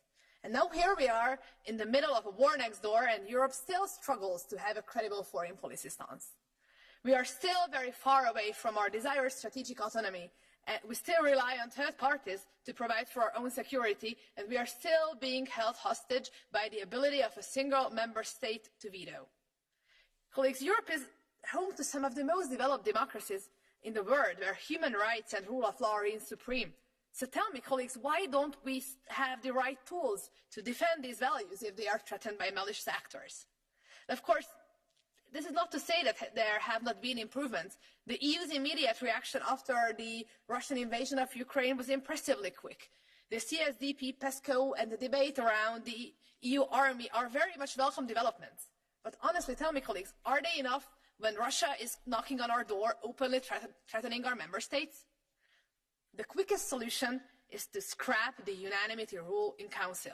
It really is that simple. We wasted an entire month with sanctions. For 1 month, we put our indecisiveness out on full display. And what was the outcome? The perception that one member state won and the EU as a collective lost. It's time to get serious about ending unanimity. And furthermore, we, as the EU, we also must increase our presence in both the Eastern neighborhood and in the Western Balkans. The EU must position itself as the only viable alternative for accession or candidate country's future. And I refuse to believe that these are impossible goals. We have a window of opportunity now. I hope both the Council and Commission recognizes this. And as always, the Parliament is ready to do what it takes to put the EU in the forefront of global foreign policy. Thank you very much. Thank you very much. Unsere nächste Sprecherin ist Frau Gramont-Tabadel. The next Viola. speaker is Viola von Gramont-Tabadel. Herr Präsident, Mr. dear President. colleagues, dear rapporteurs, on February 24th, when Putin launched the war of aggression against Ukraine, the world changed, and Europe changed with it. This brutal invasion reminds us of some obvious facts. The peace we have enjoyed in the EU for almost 80 years should not be taken for granted. This, for European history, unprecedented peace was fought hard. It was earned by brave soldiers fighting the German Nazis. Now the Ukrainians are fighting another fascist regime to make sure that people in Europe live in peace. To succeed, they need a strong, reliable and resilient Europe. The EU is more than just an economic giant. We need to learn to stand up for ourselves instead of depending mainly on our transatlantic partners. We should unite the efforts of every member state to guarantee our common security, the security of our closest partners, and uphold the international rules-based order. Thank you. Danke vielmals. Zu Wort gemeldet hat sich Thank you very much. unser Kollege Monsieur Thierry Mariani. And the next speaker is Thierry Mariani. Comme cela fut le cas avec la crise du Covid, l'Union européenne et Mme Loiseau, porte-parole d'Emmanuel Macron dans ce Parlement, sont en train d'utiliser la guerre en Ukraine pour créer un super État européen. La solidarité avec le peuple ukrainien ne doit pas faire oublier une autre réalité. Vous êtes en train de sacrifier les nations pour accomplir un projet fédéraliste. Vous le faites sans consulter les peuples, en décidant de sanctions qui ravageront notre économie. Vous le faites en oubliant les autres nations qui, de la Chine à l'Inde, du Sénégal au Mexique, refusent de s'aligner sur notre politique. Vous le faites en cachant vos propositions aux Français. Après la destruction du corps diplomatique français, vous voulez installer un ministère des Affaires étrangères de l'Union européenne. Vous voulez désormais imposer un diktat de Bruxelles à notre industrie de défense. Après la disparition de notre indépendance stratégique aux mains de l'Union européenne, vous voulez que Bruxelles puisse nous embarquer dans des conflits et des politiques de sanctions sans la règle de l'unanimité obligatoire. Vous pratiquez une véritable stratégie du choc en exploitant l'émotion légitime de la guerre en Ukraine. Vous nous faites courir des risques extrêmes en cédant à toutes les injonctions du président ukrainien qui vient désormais faire la leçon à Paris ou faire la leçon à Berlin. Je pense que vous êtes en train de nous entraîner dans une catastrophe économique et géopolitique à travers une politique de sanctions que personne ne veut suivre en dehors de l'Occident. Alors que vous réclamez sans cesse l'application du multilatéralisme, vous construisez un système qui nous isole dans une relation quasi exclusive avec les États-Unis. Merci. Nun ist Frau Fotyga Anna. And now we're going to hear from Anna Fotyga. Dziękuję, panie przewodniczący, koledzy. Thank you, Mr. President, colleagues. W sierpniu 2008 roku In August Rosja dokonała 2008, nieusprawiedliwionej, Russia niczym carried nieuzasadnionej out an agresji na unjustified, Gruzję. unwarranted aggression Działo się to za against poprzedniej Georgia. prezydencji, za przewodnictwa francuskiego. It happened during Kraje takie the jak Stany French Zjednoczone presidency. I państwa mojego regionu należące do Countries Unii like the Europejskiej United pod States of przewodnictwem America and EU polskiego countries in my prezydenta Lecha region under Kaczyńskiego the leadership były of tymi, President które Lech wsparły Kaczynski Gruzję were the w ones obronie that niepodległości. supported Georgia in Przypomnę, defense że na of forum its Unii Europejskiej independence. raczej popieraliśmy raport Heidi Tagliavini, który tak naprawdę rysował winę po obydwu stronach. To wtedy w Tbilisi padły słowa ostrzegające przed Rosją prezydenta Kaczyńskiego. Historia się powtarza. Rosja za przewodnictwa francuskiego dokonała inwazji Ukrainy I znowuż tymi, którzy najbardziej pomagają są Stany Zjednoczone, jest Wielka Brytania, również i są państwa mojego regionu. Wielką rolą Polski, nie tylko w przyjmowaniu uchodźców, bo jesteśmy też hubem w pomocy we wszystkich sprawach humanitarnej, ale również militarnej. Ze względu, pani przewodnicząca mówiła o tym, że poruszamy się, Unia się porusza w tempie najsłabszych, tych, którzy są najwolniejsi. Problem polega na tym, że ci najwolniejsi to są też najsilniejsi i dlatego nie popieram większości kwalifikowanej w podejmowaniu decyzji. The slowest are all the most powerful, and that's why I'm against qualified majority voting. Thank you. Next is Manu Pineda. Gracias, presidente. Tras más de 100 días de invasión rusa de Ucrania, una agresión que condenamos desde el primer momento, la Unión Europea se encuentra ante una importante decisión. Puede optar por el camino que propone el informe, un camino de confrontación y escalada militar, o por la posición alternativa que nosotros presentamos y que plantea una salida distinta. Tras décadas de políticas de presión y hostigamiento contra Rusia por parte de Estados Unidos y la OTAN, usando a la Unión Europea como herramienta al servicio de estos objetivos, hemos llegado a un escenario que todo el mundo dice no querer, a scenario that everyone says they don't want, and yet which some people did dream of. La política de sanciones de The la Unión sanctions Europea policy of the hipócrita. Como European Union ejemplo, is hypocritical. compramos el We mismo buy petróleo the same ruso, Russian pero oil, ahora pagamos un but sobrecoste now we porque pay se additional lo cost to compramos a India China, a India en vez de a Rusia. because we buy it from India instead of Las Russia. sanciones no las está These pagando Putin, sanctions las están pagando nuestros are not paid for pueblos by con Putin, una they're paid for by inflación sin our people precedentes en with los últimos 40 unprecedented años. Mientras inflation que that el we haven't rublo seen se for 40 years, revaloriza un while the ruble 35% is respecto appreciating al by euro. 35% in Los comparison to sectores the euro. industriales y agrícolas ya Industrial están sectors and sufriendo the los farming efectos de estas sectors are sanciones a suffering from the través effects of these del sanctions desabastecimiento de, por ejemplo, shortages, for acero, example, of cereales y steel, fertilizantes. cereals and fertilizers. Proponemos que ante los conflictos, en vez de alimentar la Before escalada, la moving to Unión conflict, Europea before trabaje por escalation, the resolverlo. European Union Debe should work colaborar to con la ONU en resolve la búsqueda de conflict. It has salidas to work with diplomáticas y the políticas. UN to look for Proponemos que la Unión political and Europea diplomatic proteja a los refugiados independientemente de su solutions. pasaporte We want y to que see the defienda la EU libertad de opinión e protect información. refugees regardless of their passport and Proponemos, en defend definitiva, liberty and que la freedom of Unión opinion Europea and freedom of information. construya We paz want finally en for vez the de European alimentar Union to build Gracias, peace rather than fueling wars. Danke vielmals. Nach den 7 Fraktionssprechern darf ich jetzt dem Vertreter der Fraktionslosen, Herrn Koulakovic-Mislav, das Wort geben. The political groups, I give the floor to Mr. Koulakovic. Poštovane kolege, poštovani građani. Dear citizens, Vanjska politika, the external sigurnosna policy, i obrambena politika security, Europske and unije defense policy of the European danas se Union može is opisati something that svega jednom today rečenicom. be described in one Europska sentence. unija The EU postala has 51. become država the 51st Sjedinjenih member Američkih state država, of the United ali bez States of ikakvog America, prava but glasa. without any right of vote. Thank you. Das Wort hat nun Herr Michael Gahler gebeten. Mr. Michael Gahler has asked for the floor. Herr Präsident, liebe Kolleginnen und Kollegen! Wir haben in der Tat allen Anlass, unsere Außen-, Sicherheits- und Verteidigungspolitik der Notwendigkeit anzupassen angesichts des völkerrechtswidrigen russischen Angriffskrieges gegen die Ukraine. Bei genauem Hinsehen entdecke ich mit Horror viele Elemente eines regelrechten faschistischen Vernichtungskrieges.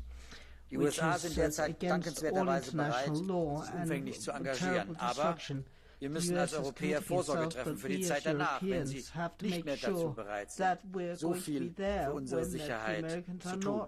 Wenn wir jetzt sehr viel mehr gemeinsam für Verteidigungen ausgeben in den nationalen Haushalten, müssen wir die Chancen europäischer Skaleneffekte nutzen bei der Planung, bei der Beschaffung der Waffen, die wir brauchen. Denn wir werden ja auch immer gemeinsam unterwegs sein. Interoperabilität ist deswegen wichtig. Aber es geht akut vor allen Dingen darum, alles das, was vertretbar ist, an die Ukraine auch zu liefern. Und deswegen kritisiere ich ausdrücklich die Haltung des deutschen Bundeskanzlers, der alles tut, um zu verzögern und dafür zu sorgen, dass die Ukraine nicht rechtzeitig das bekommt, was sie zu ihrer Verteidigung braucht. Heute in Vilnius haben wir dazu sehr ausweichende Antworten gehört, zum Beispiel auf den spanischen Wunsch, Leopard 2 zu liefern. Das wissen wir alle, Deutschland muss zustimmen, aber er behauptet, er hätte noch keinen Antrag dazu gesehen. Das ist ein bürokratischer Ansatz. Jeder Tag der Verzögerung in diesem Bereich nutzt Herrn Putin und das dürfen wir nicht zulassen. Vielen Dank.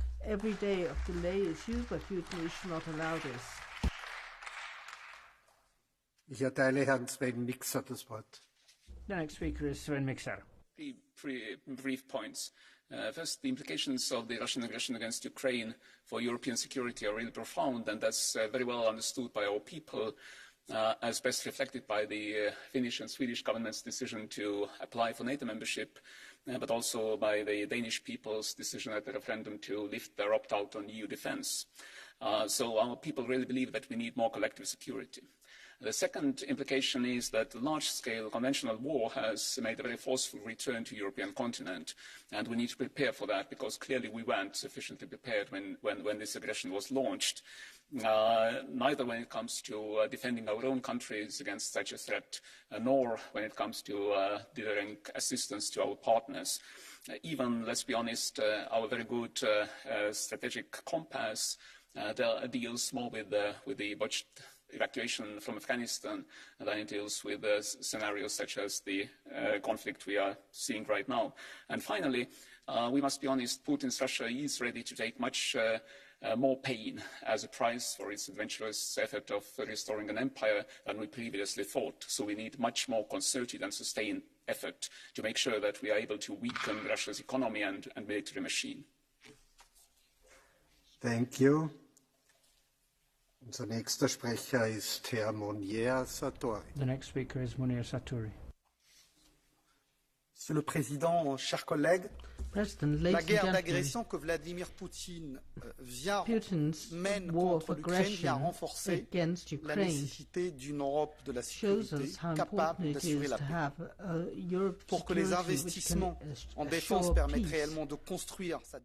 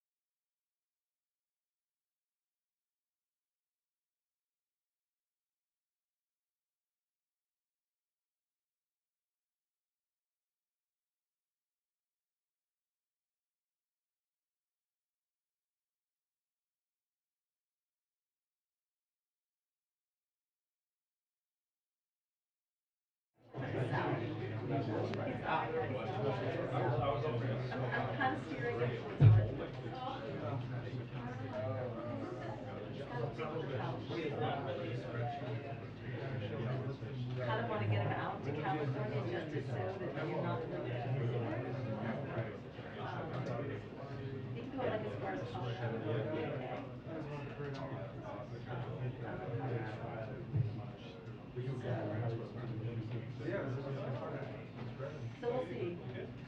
want to no, he's just finishing his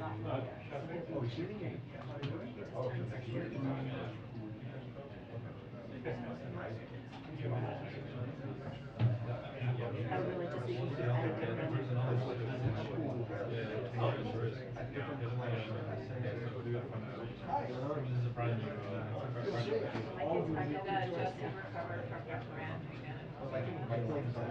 she had more fun than the rest of us. Yes. So just for a little. That's a good like over Memorial Day weekend. She had like right all my kid is so bad.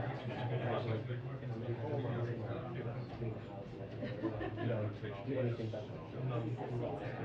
So she just stayed in like a well-formed hotel. I know. He has like this, I don't think it's right. He just does it to a house.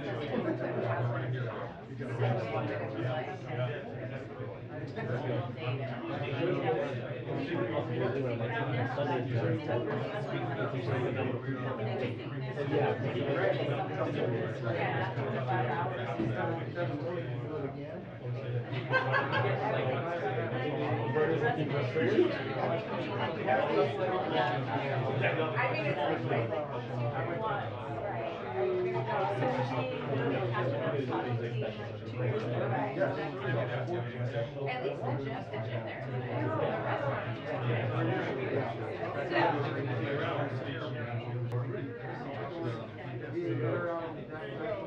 All right. Well, I guess that certainly comes to you.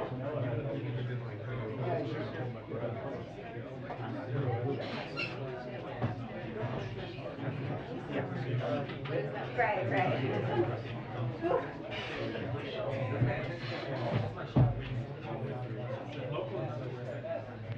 Everybody forgets, right? Nobody remembers. Nobody cares. That was the first thing I thought. But nobody cares. Like, the thing is running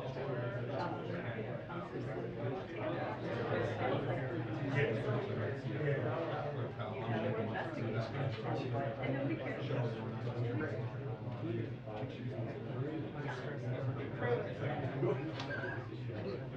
Where's he running?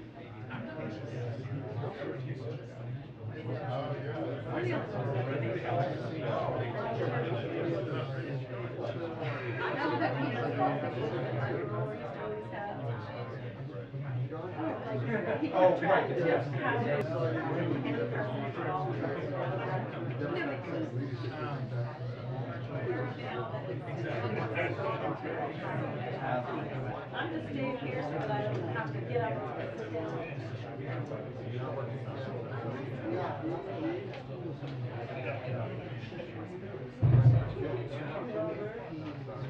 You see, you have fun yet? Great day. Can't you guys just get out of town? You want a trip? No. Get out of town.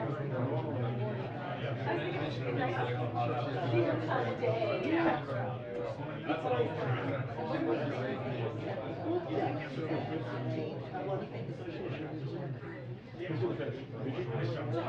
Yeah, but she's not really.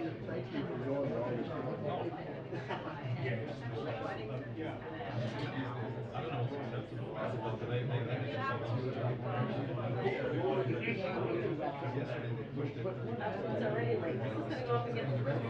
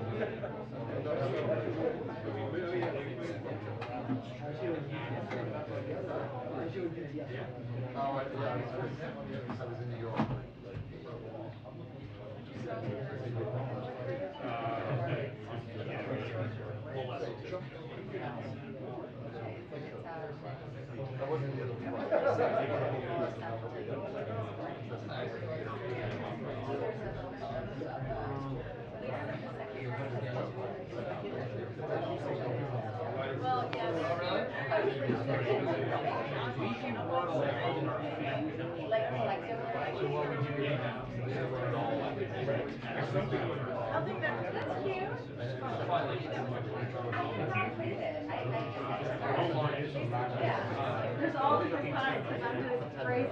Yeah. Phrases. Oh, I thought trade-off is you get a country's exports, the number of exports, and then the breakdown by industry. It's complicated. That's the easiest thing. You know, work at Bloomberg. Yeah, that might be like Bloomberg really should do that. Trade-off, yeah. I would text to see right now. That would be like. Maybe, I mean,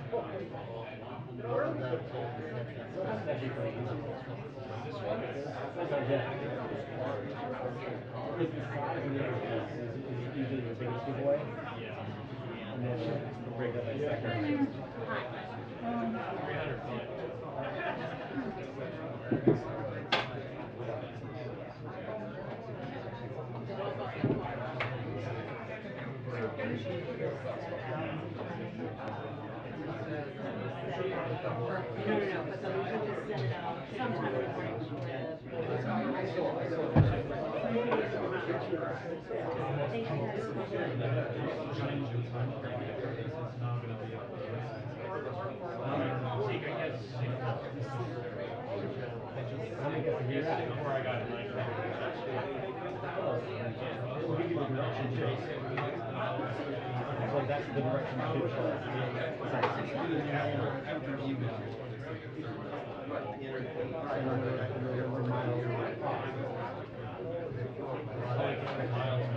yeah, that's how many miles you are from. Correcting the chart? Oh, interesting.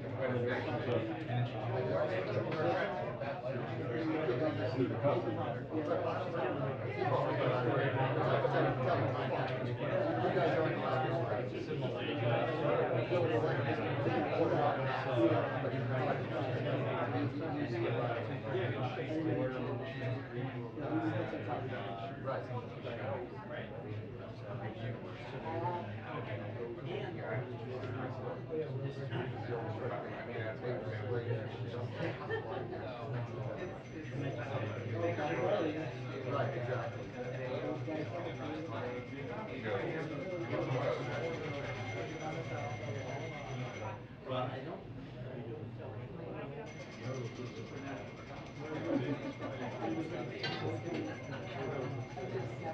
I can get down. Oh, actually, I can sit right here. My bar? No.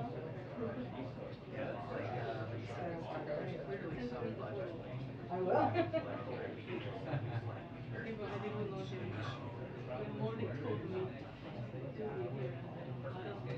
in Cadillac.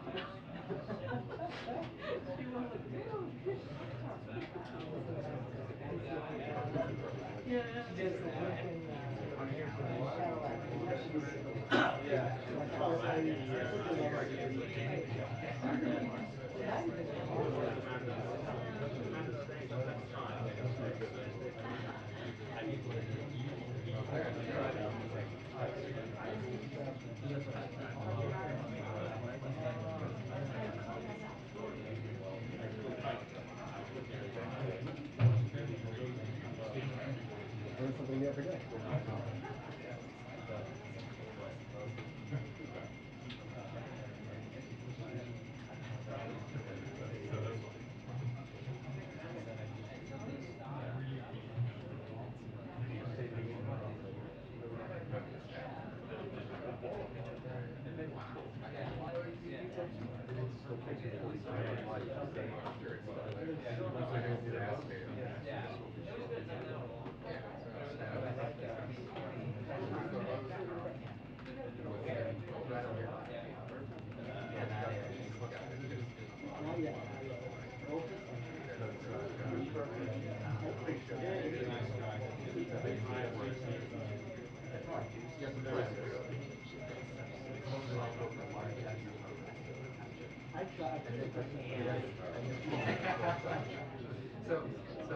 So why should all these other ones replicate for us? Just let it up. How long are we going on? Yeah. I mean, no more pragmatic issues. Well, what is it that works? Right. It's a whole different angle for us. I don't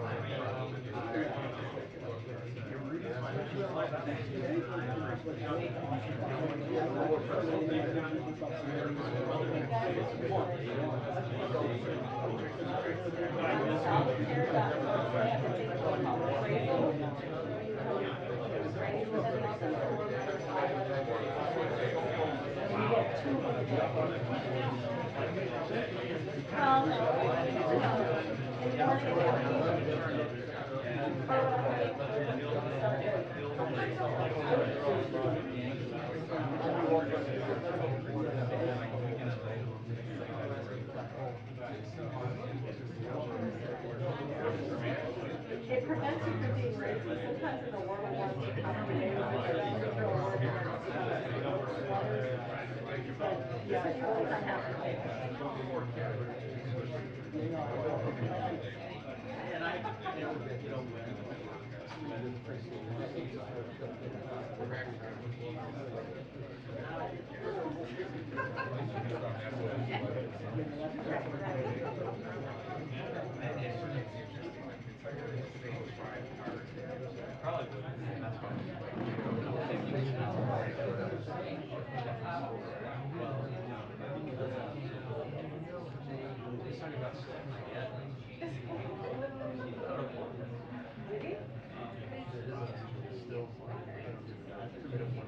Oh, that's what I thought. I wasn't sure.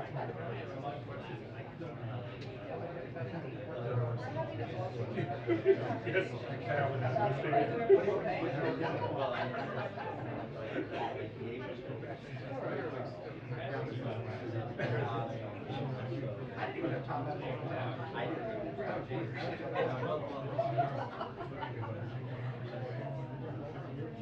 well, because it would have originally based on this and then then it sort of just was on the wall, this was, you know, like the one capital, then it all right, so more using 205.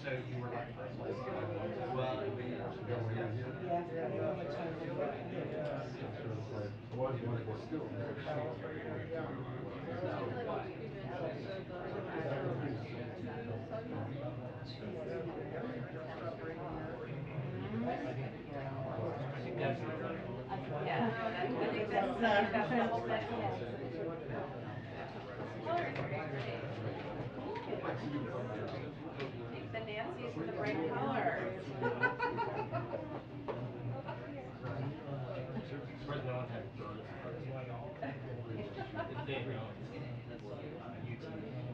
he going to take questions or is he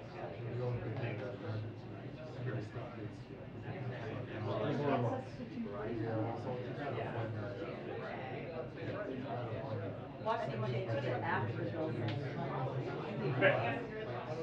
I don't think that happened.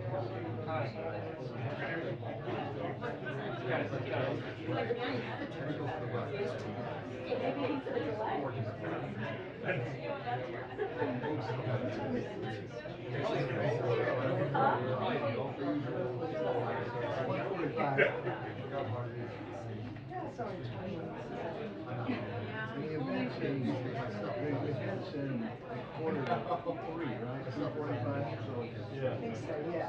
2:30.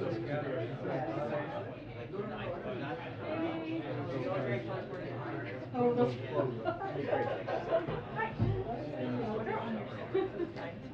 No burger. We did not. I'm trying to. You know.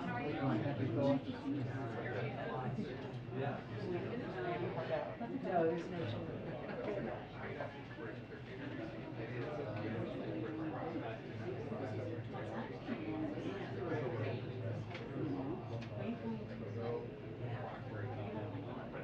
No, Kelly is. Are you?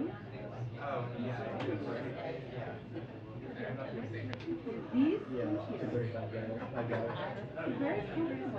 It's closing. Yep.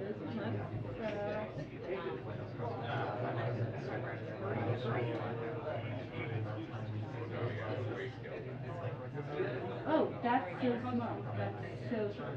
They can be yeah. Yeah. Those are very nice.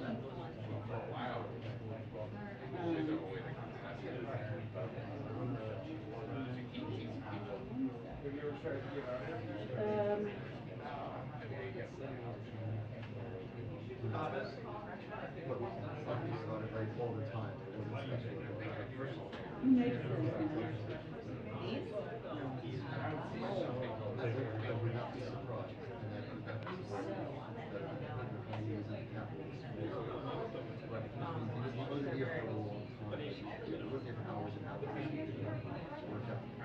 Really nice.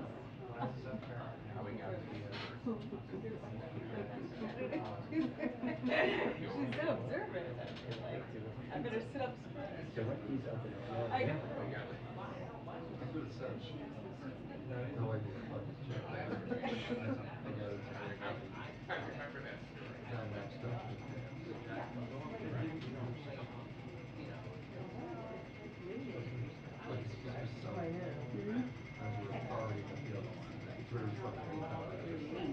Yes. Hello, hello. Yeah, how are you? Right. How are you doing? You're a hard outage. Right. Yeah.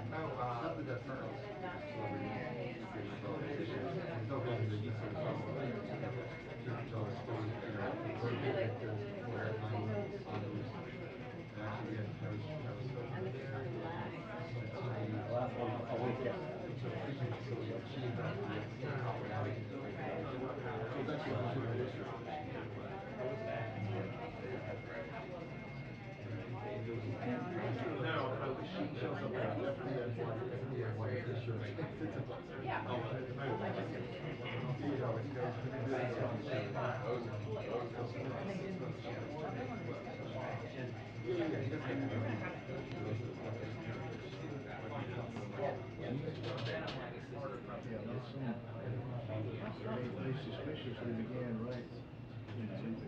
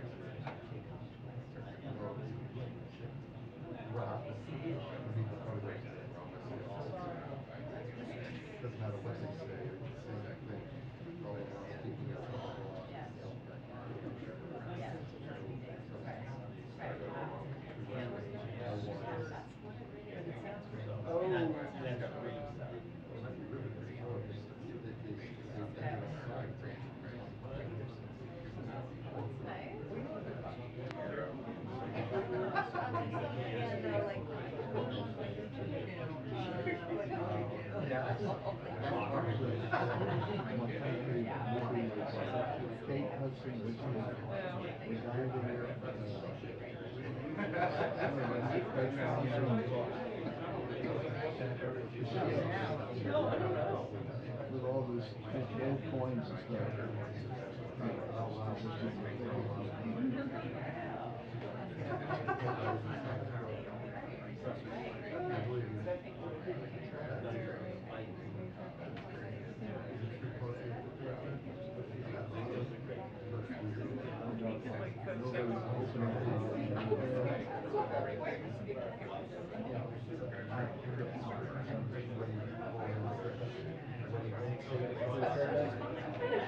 No, this is there's a cow in Oklahoma City. The cow dance. Oh,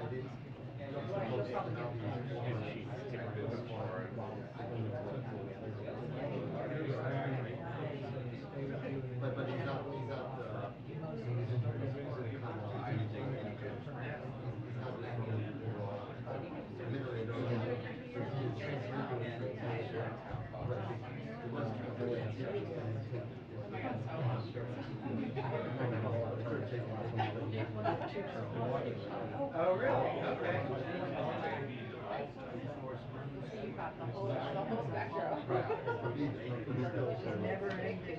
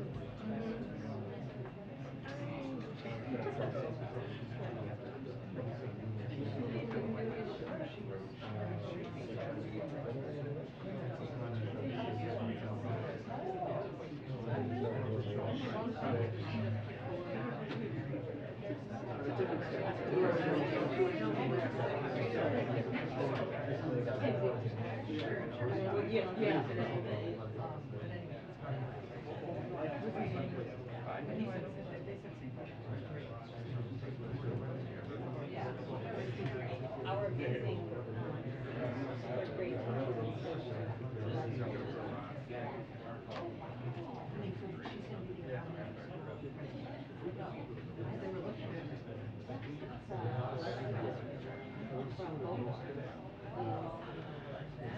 Is that where your kids go? That's really interesting. I knew they were well, I'll find out because they did make this.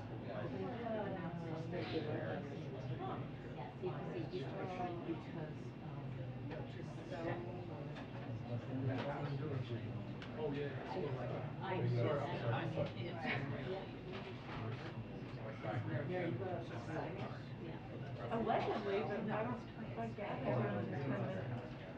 Your dad was just doing it. Well, he is. It's like, huh? Yeah, the editorial. Yeah. Well, I'm gonna take a question. I don't know. May not even have been. Maybe I was just. That could be. Yeah. 2-minute warning to press briefing. 2-minute warning to press briefing. 2 minutes.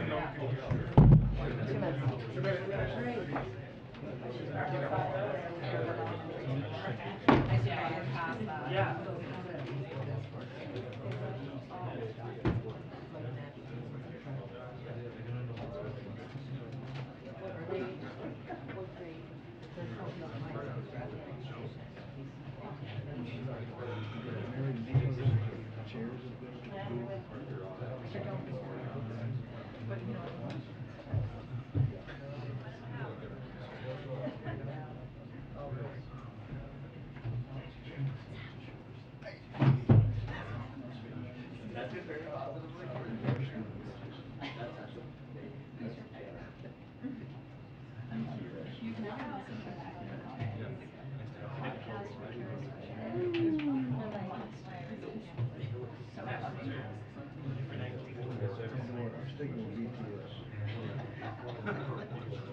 They're way more popular.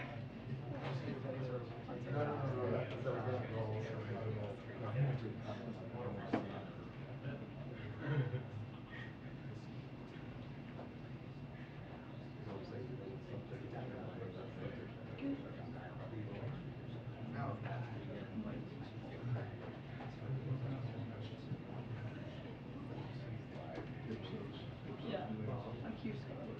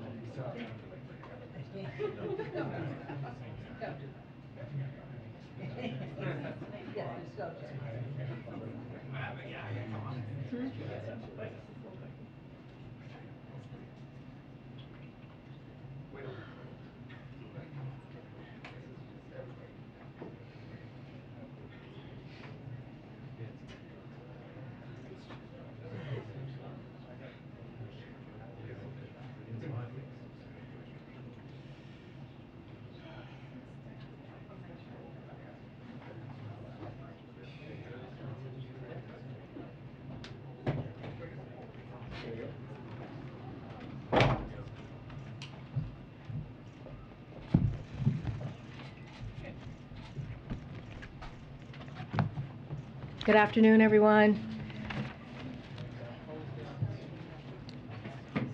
So I'd like to welcome Matthew and Camilla McConaughey to the White House today to speak on an urgent issue our nation is currently facing. You may know Matthew as an actor, but more importantly, he is a father, a native of Uvalde, Texas, and a gun owner. He is here today to use his platform to call on leaders to take bipartisan action to end the senseless killing and pass reasonable gun responsibility measures that we know will save lives. Just a few minutes ago, Matthew met briefly with the president to talk about the importance of taking action, keeping our communities safe. But without further ado, I would like to bring up Matthew. Thank you. Here we go. Thank you. Thank you. Thank you, Camilla. To make the loss of these lives matter. My wife and I, Camilla, we spent most of last week on the ground with the families in Uvalde, Texas. We shared stories, tears, and memories. The common thread, independent of the anger and the confusion and the sadness, it was the same. How can these families continue to honor these deaths by keeping the dreams of these children and teachers alive? Again, how can the loss of these lives matter? So while we honor and acknowledge the victims, we need to recognize that this time, it seems that something is different. There is a sense that perhaps there's a viable path forward. Responsible parties in this debate seem to at least be committed to sitting down and having a real conversation about a new and improved path forward. A path that can bring us closer together and make us safer as a country. A path that can actually get something done this time. Camilla and I came here to share my stories from my hometown, Uvalde. Came here to take meetings with elected officials on both sides of the aisle. We came here to speak to them, to speak with them, and to urge them to speak with each other. To remind and inspire them that the American people will continue to drive forward the mission of keeping our children safe, because it's more than our right to do so. It's our responsibility to do so. I'm here today in the hopes of applying what energy, reason, and passion that I have into trying to turn this moment into a reality. Because as I said, this moment is different. We are in a window of opportunity right now that we have not been in before. A window where it seems like real change can happen. Uvalde, Texas is where I was born. It's where my mom taught kindergarten less than a mile from Robb Elementary. Uvalde is where I learned to master a Daisy BB gun. That took 2 years before I graduated to a .410 shotgun. Uvalde is where I was taught to revere the power and the capability of the tool that we call a gun. Uvalde is where I learned responsible gun ownership. Now, Uvalde called me on May 24th when I learned the news of this devastating tragedy. I had been out of cellular range, working in the studio all day when I emerged, and messages about a mass shooting in the town I was born in began flooding my inbox. In a bit of shock, I drove home, hugged my children a bit tighter and longer than the night before, and then the reality of what had happened that day in the town I was born in set in. So the next morning, Camilla, myself, the kids, we loaded up the truck and we drove to Uvalde. And when we arrived a few hours later, I got to tell you, even from the inside of our vehicle, you could feel the shock in the town. You could feel the pain, the denial, the disillusion, anger, blame, sadness, loss of lives, dreams halted. We saw ministries, we saw first responders, counselors, cooks, families trying to grieve without it being on the front page news.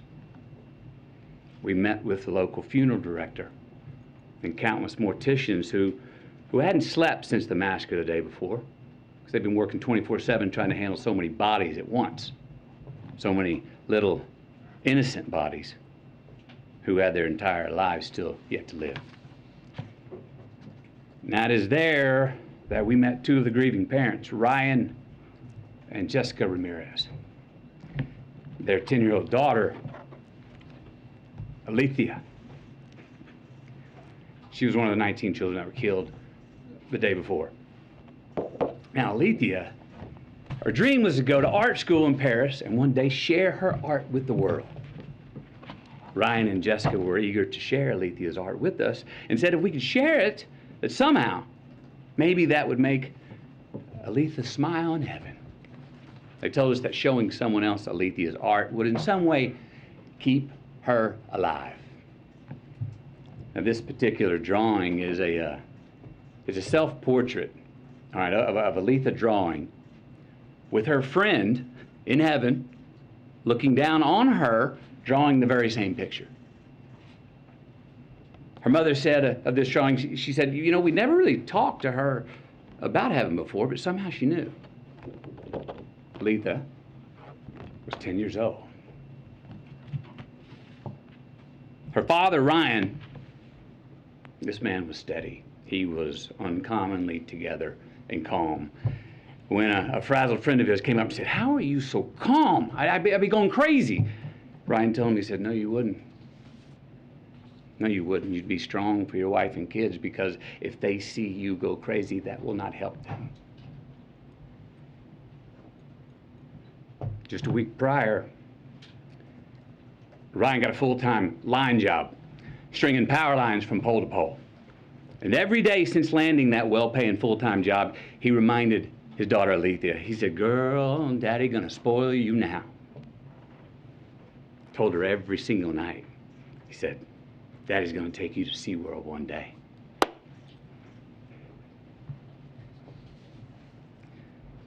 But he didn't get to spoil his daughter. Alethea She did not get to go to SeaWorld.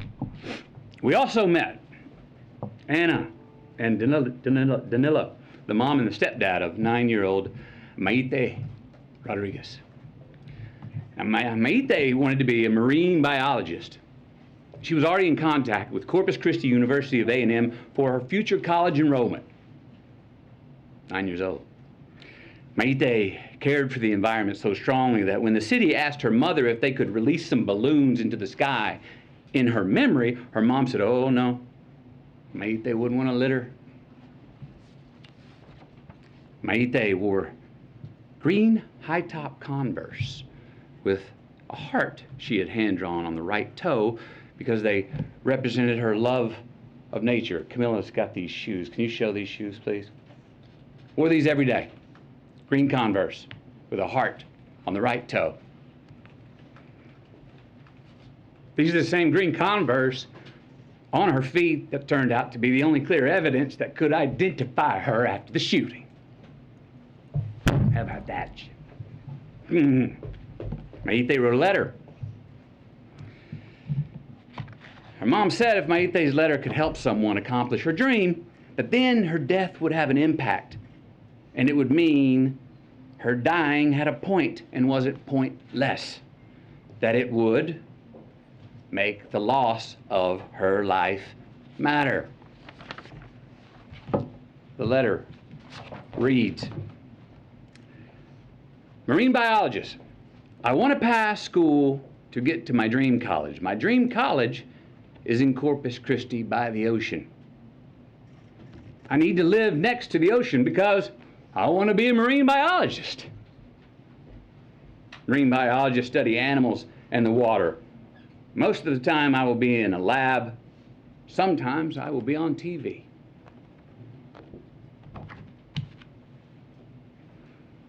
Then there was Ellie Garcia, a 10-year-old, and her parents, Stephen and Jennifer. Ellie loved to dance and she loved church. She even knew how to drive tractors and was already working with her dad and her uncle mowing yards. Ellie was always giving of her gifts, her time, even half-eaten food on her plate. They said around the house, we called her the Great Regifter. Smiling through tears, her family told us how Ellie loved to embrace, said she was the biggest hugger in the family. Now, Ellie was born Catholic, but had been going to Baptist church with her uncle for the last couple of years. Her mom and dad were proud of her because they said she was learning to love God no matter where.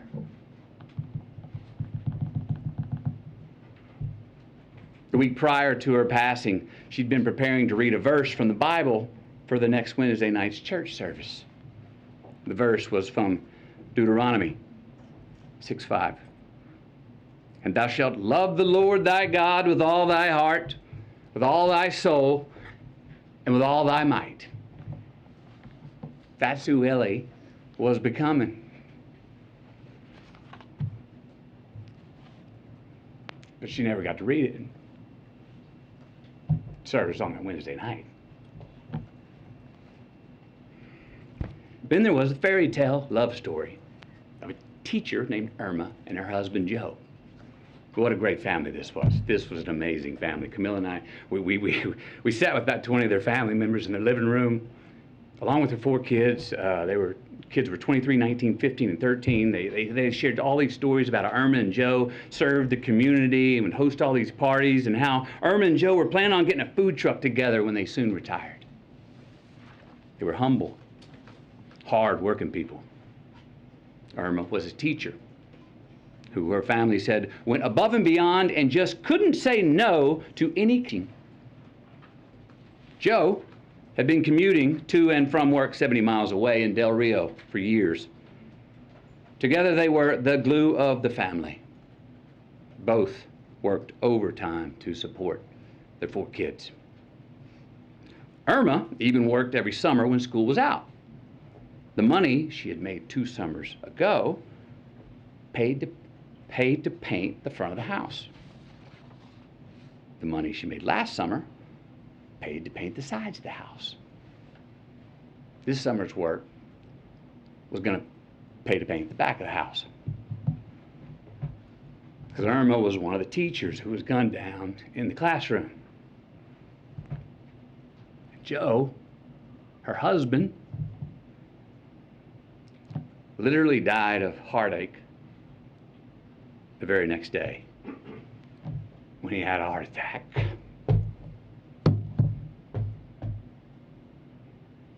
They never got to paint the back of their house.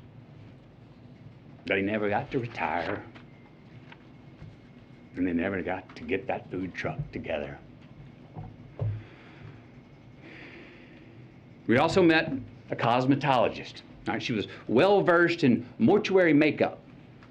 That's the task of making the victims appear as peaceful and natural as possible for their open casket viewings. These bodies were very different. They needed much more than makeup to be presentable. They needed extensive restoration. Why?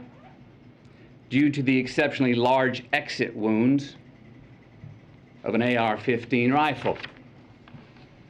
Most of the body so mutilated that only DNA test or green Converse could identify them. Many children were left not only dead but hollow. So yes, counselors are going to be needed in Uvalde for a long time. Counselors are needed in all these places where these mass shooters have been for a long time. I was told by many that it takes a good year before people even understand what to do next. And even then, when they become secure enough to take the first step forward, a lifetime is not going to heal those wounds. But again, you know what every one of these parents wanted, what they asked us for? What every parent separately expressed in their own way to Camilla and me? That they want their children's dreams to live on. That they want their children's dreams to continue to accomplish something after they are gone. They want to make their loss of life matter. Look, we heard from so many people, right? Families of the deceased, mothers, fathers, sisters, brothers, Texas Rangers, hunters, Border Patrol, and responsible gun owners who won't give up their Second Amendment right to bear arms. And you know what they all said? We want secure and safe schools, and we want gun laws that won't make it so easy for the bad guys to get these damn guns. So, we know it's on the table. We need to invest in mental health care. We need safer schools. We need to restrain sensationalized media coverage. We need to restore our family values. We need to restore our American values. And we need responsible gun ownership. Responsible gun ownership. We need background checks. We need to raise the minimum age to purchase an AR-15 rifle to 21. We need a waiting period for those rifles. We need red flag laws and consequences for those who abuse them. These are reasonable, practical, tactical regulations to our nation, states, communities, schools, and homes. Responsible gun owners are fed up with the Second Amendment being abused and hijacked by some deranged individuals. These regulations are not a step back. They're a step forward for a civil society and the Second Amendment. Look, is this cure-all? Hell no. But people are hurting. Families are, parents are. And look, as divided as our country is, this gun responsibility issue is one that we agree on more than we don't. It really is. Look, this should be a nonpartisan issue. This should not be a partisan issue. There is not a Democratic or Republican value in one single act of these shooters. It's not. But people in power have failed to act. So we're asking you. And I'm asking you, will you please ask yourselves, can both sides rise above? Can both sides see beyond the political problem at hand and admit that we have a life preservation problem on our hands? Because we got a chance right now to reach for and to grasp a higher ground above our political affiliations. A chance to make a choice that does more than protect your party. A chance to make a choice that protects our country now and for the next generation. We've got to take a sober, humble, and honest look in the mirror and rebrand ourselves based on what we truly value. What we truly value. We've got to get some real courage and honor our immortal obligations instead of our party affiliations. Enough with the counterpunching. Enough of the invalidation of the other side.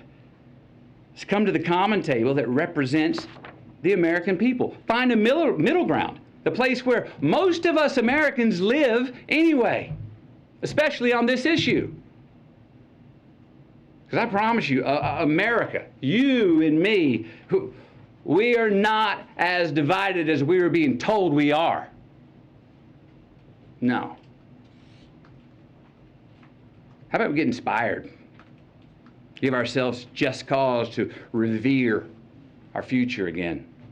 Maybe set an example for our children. Give us reason to tell them, hey, listen and watch these men and women. These are great American leaders right here. Hope you grow up to be like them. And let's admit it. We can't truly be leaders if we're only living for re-election. Let's be knowledgeable and wise and act on what we truly believe. Again, we got to look in the mirror, lead with humility, and acknowledge the values that are inherent to, but also above politics. We got to make choices, make stands, embrace new ideas, and preserve the traditions that can create true progress for the next generation. With real leadership, let's start giving us, all of us, with real leadership, let's start giving all of us good reason to believe that the American dream is not an illusion. So where do we start? We start by making the right choices on the issue that is in front of us today. We start by making laws that save innocent lives and don't infringe on our Second Amendment rights. We start right now by voting to pass policies that can keep us from having as many Columbine, Sandy Hooks, Parklands, Las Vegases, Buffaloes, and Uvaldes from here on. We start by giving Alethea a chance to be spoiled by her dad.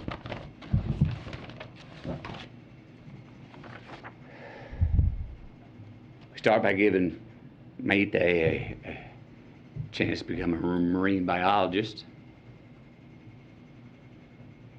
Ellie a chance to read her Bible verse at the Wednesday night service. We start by giving Irma and Joe a chance to finish painting their house. Maybe retire, get that food truck.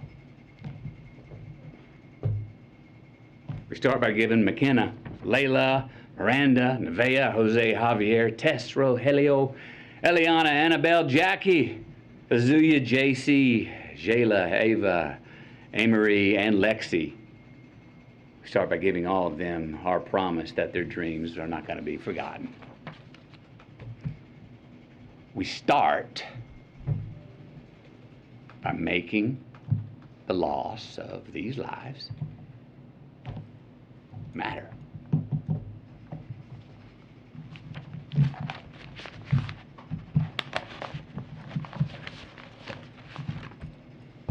Thank you. Thank you. When he spoke to the president, did he say anything about this? Are the changes that are being discussed enough for you, Mr. McConaughey? What was your message to the president, Mr. McConaughey?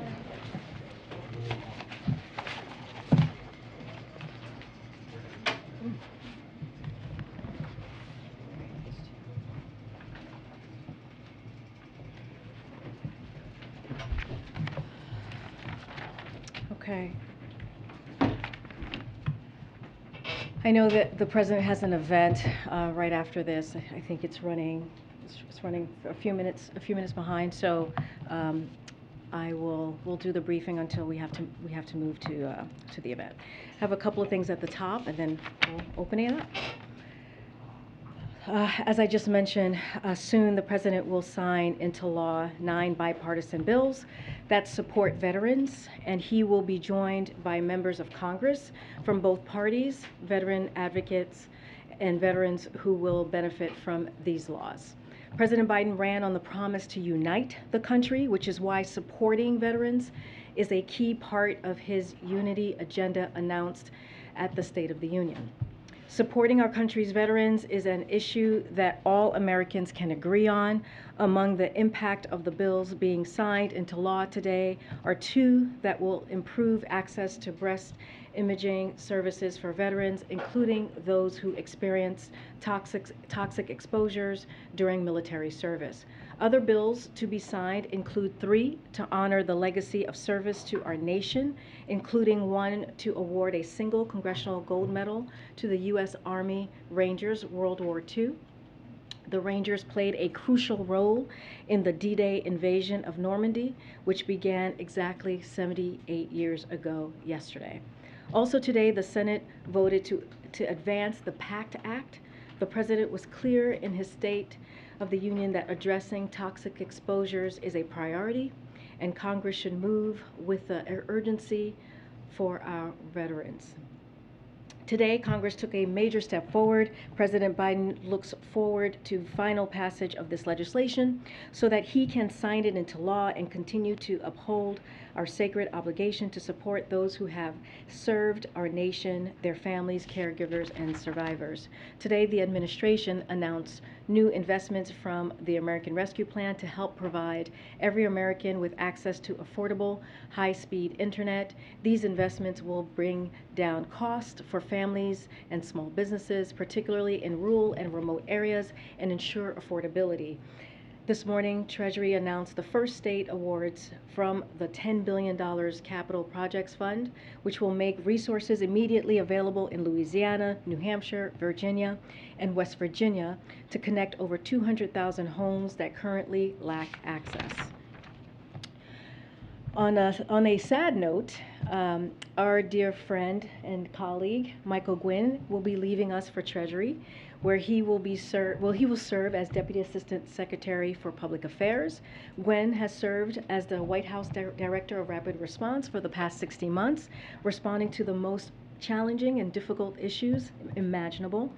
Yet, amidst these often emotionally wrenching stories, Gwen's poise and moral clarity are unfailing, and his willingness and ability to step up has made him an indispensable member of the team.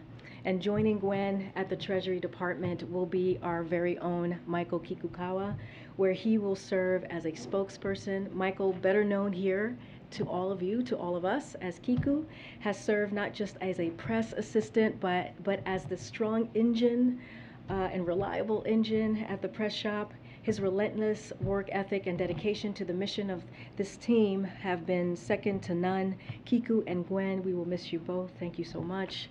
Very heart-wrenching, but I'm very excited for both of you. Wishing you the best. And we do have some hellos. I know we keep announcing people leaving, but we actually have people coming and backfilling some great, great folks who are joining our team. 2 new members who are here to our team. I'd like to first introduce Abdullah Hassan, right here. Some of you know him already, who will be joining us as an Assistant Press Secretary, having previously served as the Deputy Associate Director for Communications for the White House Office of Management and Budget. Amongst many topics, Abdullah will be covering civil rights, immigration, and climate. We also would like to extend a warm welcome to Alexandra Lamana, hello, who is joining us on detail from Treasury, where she has served as senior spokesperson. Part of Alexandra's portfolio will be working on housing, infrastructure implementation, and other economic issues. Abdullah and Alexandra haven't even gotten their full lifetime badges yet, but we are already getting them hard at work, and we appreciate all of their work thus far. We have felt the impact of it. Okay, please join me on welcoming the team, and with that, I think that's all I have. All right, go ahead. Thanks, Karina. I know we're getting started here kind of late, and this is the last briefing of the week. I'm hoping you might be able to take this up after the president's event, just because we got a lot of people who have questions. I hear you. I have other obligations as well after this, so we'll see what we can do. But I can't make any promises. But why don't we get going? Great. So on the subject of guns, the president had his meeting with Chris Murphy, but he didn't speak to the public today. Does the president have a clearer sense of where things are, what is possible on Capitol Hill, and also why is he turning to a Hollywood actor to take the message to the American people? Does he feel that his voice doesn't matter? His voice does matter. You heard him speak on Thursday very clearly, very loudly, very passionately during prime time. At a critical time during the day where he made sure that he can communicate with the American people. And so he's the President of the United States. His voice carries, and it does matter. What he says carries weight that is pretty tremendous. Matthew was here because, as you heard, he has a very personal connection to Uvalde. He met with the family. He is from there. He was born there. He lives in Texas. And we thought hearing from him directly, him using his platform, is incredibly important. We all know what it's like or how important it is for folks, especially on whether you are an actor, whether you are in the business sector, wherever you are, to use your platform, how critical and important it is. And I think his words here today were incredibly powerful and emotional. And I thank him and Camilla for coming here today. They met with the president, as I just mentioned. And so I just wanted to just address that. Zeke, the president received an update, as you all know, as we've mentioned, from Senator Murphy on the state of negotiations on Capitol Hill. He told Senator Murphy he strongly support his efforts to find a compromise and encouraged him to get the strongest possible results. In the end, the president said that the message he took from the families at Uvalde when he was there was to do something, was to please do something. That's what the grieving family told him. Some of you heard that yourselves from the community when he was in Uvalde. And so that is what Senator Murphy and his colleagues are going to do. They're going to do just that. It's not a different subject. The president's meeting with President Bolsonaro of Brazil. The AP is reporting that the Brazilian government, President Bolsonaro, wanted specific concessions from the president for that meeting and for his attendance at the Summit of the Americas, that he wouldn't bring up Bolsonaro's casting doubts about Brazil's election system, as well as environmental concerns in the Amazon. Can you confirm that report?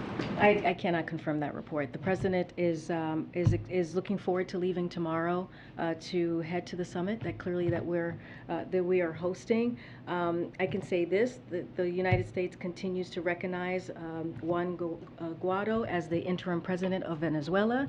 That said, while the interim government was not invited to participate in the main summit, they are welcome to participate in all 3 stakeholder forums and other events. Is the president now getting more directly involved in the negotiations on the Hill now that he's met with Senator Murphy? Well, I want to be very clear here. Senator Murphy has said this many times during interviews on various networks here, that he believes it's time for the Senate to act. And that is what they're doing. The president is encouraged about what he is seeing with this team of negotiators on the Senate side, and he is, like I said, encouraged and wants to continue to see them move forward and take action. And in the meeting with Matthew McConaughey, did McConaughey go through the same elements with the president that he did here at the podium? Well, they had a private conversation. I'm not going to read out their private conversation. As you can imagine, the president went to Uvalde himself. He also met with many of the family members. He also heard many of the stories that Matthew came here to share with all of you. So they certainly connected on that aspect. Thanks, Corinne. Is the president willing to accept whatever agreement lawmakers come to, should they come to an agreement when it comes to guns? So here's, As you know, the president has been very involved in gun reform as senator, as vice president, and clearly now as president, having signed the most executive actions on gun reform than any president at this time of their presidency. And when he was senator, he was talking about this today. It took him years. It took him years to get the 1994 assault ban legislation. Now that was law for 10 years and expired in 2004. And so we haven't seen this type of negotiations or this type of coming together from both sides in a very long time. It's been decades. So he is encouraged. He is optimistic about what he's seeing, about what he is hearing, the update that he received. And so we're going to see how those negotiations go. And any step, he believes any step is a step forward. He's going to continue to call for all of the things that you heard him lay out when it comes to what he sees as a comprehensive gun reform on Thursday. But he also believes that any step forward is important. Clearly, we're not going to negotiate from here, and we're going to leave the specifics to the senators. And one other question: does he still seek to make Saudi Arabia a pariah state? Well, I spoke to this yesterday, and I could share some more thoughts on that now. But look, the president was very clear when he was asked about this on Friday when he was delivering his remarks on the economy. And basically, he said, as president, he believes that if there is any way to get peace, he feels like he should take that direction. So Saudi Arabia has been a strategic partner of the United States for 8 decades. Every president since FDR has met with Saudi leaders, and the president considers Saudi Arabia an important partner on a host of regional and global strategies, including other efforts to end the war in Yemen, contain Iran, and counter terrorism. Saudi pilots flew with ours in the war against ISIS. Its Navy patrols with ours in the Red Sea and the Gulf, and the U.S. military personnel are based in Saudi Arabia. As I've said, the president will meet with any leader if it serves the interests of the American people. That's what he puts first. He believes engagement with Saudi leaders clearly meets that test, as has every president before him. I'm going to move around. I'm going to move around. Kate, I'm going to move around. I'm going to really. Okay, I'm going to take one more. I'm Caitlin. I'm going to take one more. Just on these negotiations, if changing background checks for younger people than 21 is what ends up happening, if opening these juvenile records to more scrutiny is what comes of this, does the president believe that that is meaningful change? Is that satisfying? If that's what comes of this moment, is he okay with that? So the president was clear last week that there's real urgency, and to make sure something like Uvalde or Buffalo and many mass shootings prior can't happen again. And we're encouraged again by the progress that we're seeing. You know, we're going to stay closely engaged. We're going to not negotiate from here. We're going to let the contours of the legislation and those conversations play out. And what we are encouraged by is that the conversation is happening. Both sides are coming together. We saw the House taking some actions last week. They also will take some actions this week. What the president believes is that we have to do something. And like he said on Thursday, enough is enough. Okay. Deal by the end of the week? I can't speak to the timeline. That is going to be up to Senator Schumer and Chris Murphy and their conversations that we're having. Did he ask for the meeting with Senator Murphy? Can you take some on the economy? Guys, we need a longer break. Can we do this?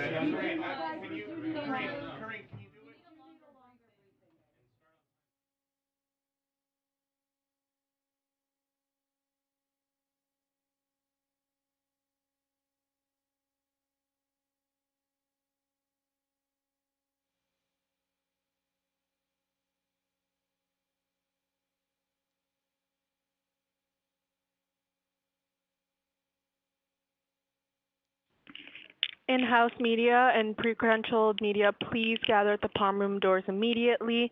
In-house and pre-credentialed media, please gather at the palm room doors immediately.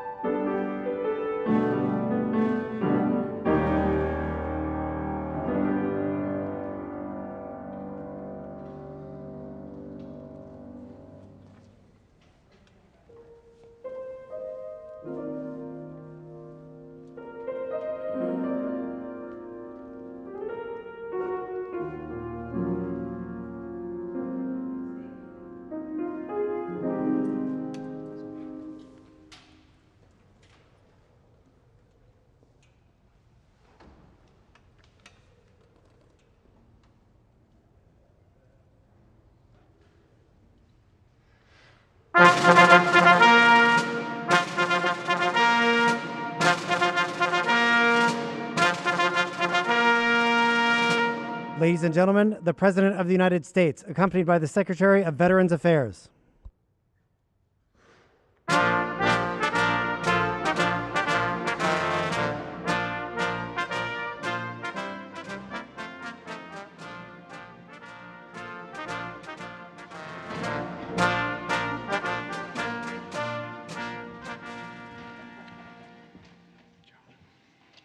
Good afternoon, everyone. Thanks to all of the lawmakers and advocates who helped make this day possible. And Mr. President, thank you for inviting our terrific VA team to the White House for this signing. Like the veterans we serve and the country they've defended, our team is strong and diverse. I'm proud to be part of that team, which includes, importantly, our Inspector General, tough advocate for vets. And I'm grateful you invited us today. We at VA believe we have the best mission in government. And with veterans like Colonel Gail Halverson to serve, you see why. With the signing of today's bills, Colonel Halverson's story will be memorialized forever. During the Berlin airlift, pilots like Halverson established an air bridge into Germany that broke the Soviet effort at isolating West Berlin. And Halverson did something more. First with candy from his own ration, then with that of his battle buddies, and ultimately with candy donated by Americans back home, Halverson took it upon himself to airdrop over 23 tons of candy to the children of Berlin, earning him the affectionate title of Schokoladenflieger, or the candy bomber. That act of kindness, paired with our nation's advocacy for freedom, helped convince a generation of young Berliners that we would stand with them always, and forged a relationship that stands strong to this day. It's not hard to see a through line from those days to today's American-led commitment to freedom in Ukraine. Mr. President, the bills you're signing today not only memorialize Colonel Halverson, but help VA better serve vets like him. In your State of the Union, you challenged us to cut through partisanship and get things done for veterans. Well, these bills are the unity agenda in action. This day was made possible because of your leadership. And because, as our president and the head of a military family yourself, nobody better understands our nation's sacred obligation to all those we serve. Ladies and gentlemen, it's my distinct honor and pleasure to introduce to you a great friend of America's veterans, President Joe Biden.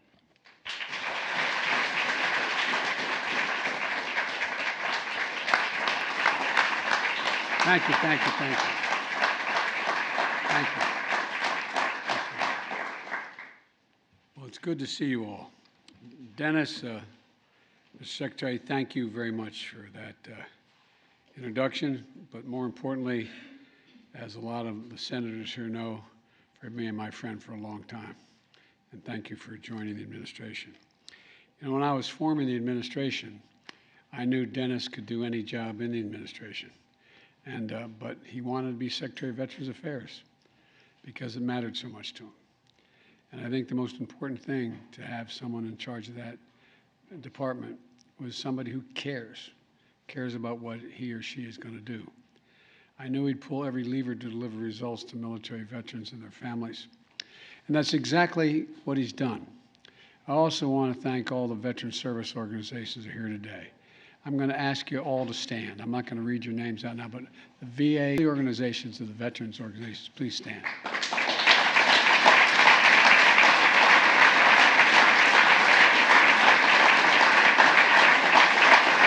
Thank you. Before we leave today and we finish, I want to thank each one of you personally, because you just keep it going for us.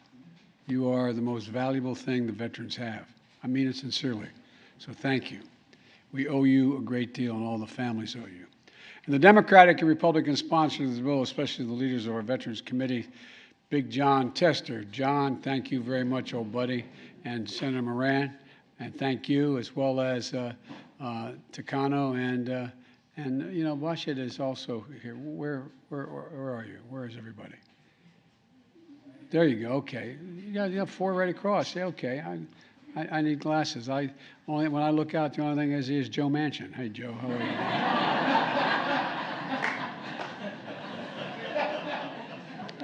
you? God, I wish I had Joe's hair. All kidding aside, all friends, look, you all did so much to make this day possible, all of you. And you're critical to the passage of the PACT Act, which is on the floor right now. And the act that would extend benefits and services of those exposed to burn pits and toxic substances during military service, I should say, and we need your support to get it passed. And in my State of the Union address, I laid out a unity agenda of 4 big things that all of us, Democrats, Republicans, and Independents, could tackle together as a nation. First was the opioid crisis. Second was mental health. Third was cancer. And the fourth was supporting our veterans. Today, our administration is delivering on that agenda. In just a moment, I'll be signing 9 different bills with overwhelming support that improve care for our veterans and honor their service and their sacrifice. And you've heard me say it many times before. Our nation has many obligations. It only has one truly sacred obligation. And I mean it, and I've been saying this for over 35 years, sacred obligation. And that's to prepare and equip those we send into harm's way and to care for them and their families when they come home. It's a sacred obligation because veterans are the backbone, the spine of who we are as a country. Less than 1% of the population risk everything to defend our nation and our values and everything we hold dear. And you know, the 99% of us who don't, we owe them. We owe them big. And that's what today's all about, is paying a debt, in my view. The United States and the State of the Union, I talked about, we need to talk about burn pits that incinerate waste of war, tires, poisonous chemicals, jet fuels, and so much more I won't even mention. Toxic smoke with thick poison spreading through our bases and into the lungs of our troops. And when they came home, many of the fittest and best trained warriors we've ever had were not the same. Headaches, numbness, dizziness, cancer. My son Bo was one of them. Under Secretary McDonough's leadership, the VA is pioneering new ways to link toxic exposure to diseases and to help more veterans get the care they need. Earlier this year, we expanded the eligibility for veterans suffering from 9 rare respiratory cancers.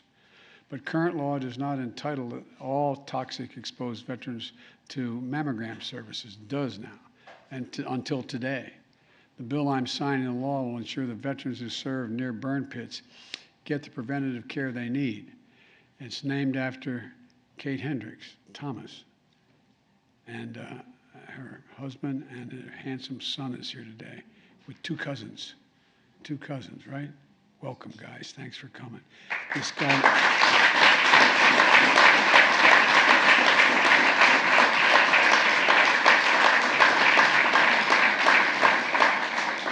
And I know when you said you had to go and sit in the front row in front of the president and all the press, you thought, what am I doing? But I'm really glad you're here. We really are. Because at the root of it, Dad, it's all about them. It's all about them. You know, Marine military police officer who was deployed in Iraq, diagnosed with stage 4 breast cancer from a mammogram. She advocated for women and men in the military to have access to such life-saving screenings. Sadly, she lost her battle in April. Gone too soon, but her legacy is going to live on forever. Our hearts are with Dr. Hendricks Thomas's family and, as I said, are here today, and other survivors, other cancer survivors. Another bill improves breast imaging services for veterans regardless of whether they're exposed to burn pits or not. Another extends the law that sunsets next month to compensate Americans who develop cancer and medical conditions from the nation's World War II-era nuclear programs. Beyond medical support for our veterans, several other bills honor our members in uniform and those who fought tirelessly on their behalf. The Congressional Gold Medal is going to go to U.S. Army Ranger veterans of World War II. Rangers who played a critical role in the D-Day invasion in Normandy, which began 78 years ago yesterday. 78 years ago yesterday. This elite group once numbered 7,000, but now it's down to 12, a dozen left. On behalf of our nation, we want to thank them for their heroism and their service. You know, as a point of personal privilege, it was my honor to sign a bill that will name the new VA outpatient clinic that will be built in Hawaii after a dear friend of mine and a former Senate colleague who I work with, and Maisie's here as well, but Danny Kaka. Danny was a great friend. He was an Army veteran of World War II and a former chair of the Committee on Affairs. One of the finest people I ever served with. He really was, a man of great honor and integrity. Today, I'm also signing a bill that dedicates a Veterans Center in Utah in honor of Colonel Gail Halverson, known as the Candy Bomber you heard about that Dennis just talked about. And I'm signing a bill that makes it easier to continue honoring veterans who have a building named after them when the VA switches properties. In other words, if there's a named building and the property is being abandoned, whatever building they're moving into, that will take on the same name. We'll have to go through the process of getting it authorized again. The remaining bills focus not just on our veterans' past, but the success of their future. We're going to strengthen the oversight of the VA's activities so veterans get the care they deserve, and restoring educational assistance benefits so veterans displaced by COVID-19 can continue to gain new skills to meet the demands and changing the workforce. Look, let me close with this. Last week, we commemorated Memorial Day. And a reminder that our veterans and our military families represent literally the best of America, the best of America. We can never fully repay the debt to all of you, but I promise that my administration will always have your back. I made that commitment when I ran, and I commit that now, and the men and women sitting before me made a similar commitment. We mean it. This is something we Bidens take personally. Every veteran and family member of a veteran who serves has made our lives, our liberty, and our very nation possible. We owe you. We owe you. And we thank you. May God bless you all, and may God protect our troops. And with that, now I'm going to go and sign those 9 bills. And at some point, I don't know, I'm no longer doing advance work, John, but I got to get you all up here for the signing. We'll work that out. So thank you. And again, kids, thank you for being here, okay? Thank you very much. Maybe I can talk to you afterwards. Will you talk to me later? Okay. All right. Thank you.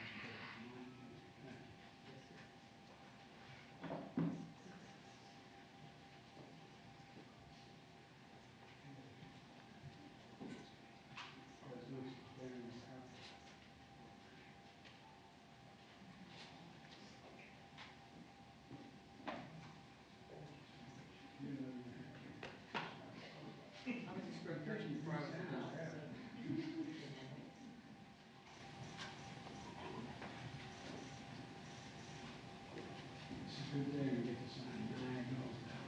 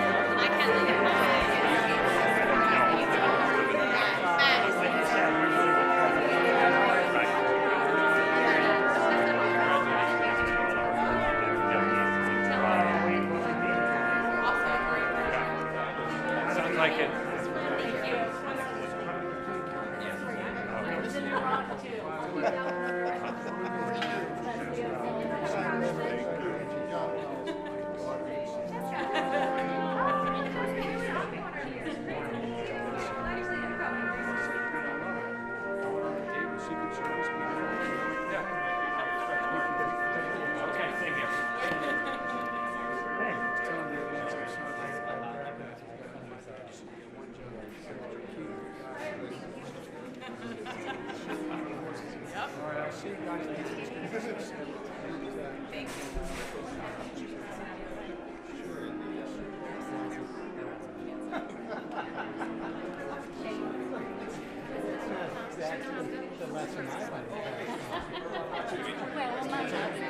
should have copied you.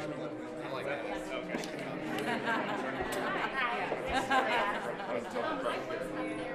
I'm glad they were able to get my yeah, it worked out. Got rid of my guilt. No, I got two. Get back his way. That's okay.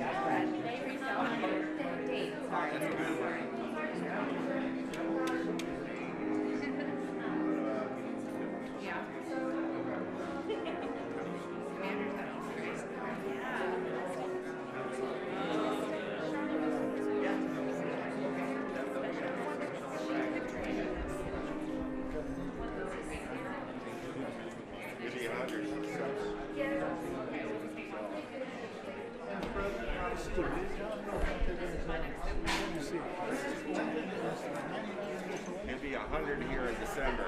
He witnessed Operation Crossroads, and he and some of our other veterans are going to benefit from some of those results.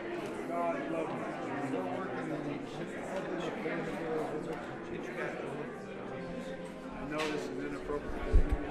Can I get a picture? Oh, can we get a picture? Great, great. Thank you. Let me get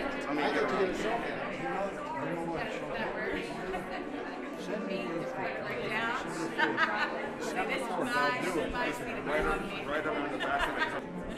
And if you need us to contact us, we'll give it to you. Yeah, that'd be great. And I have a challenge.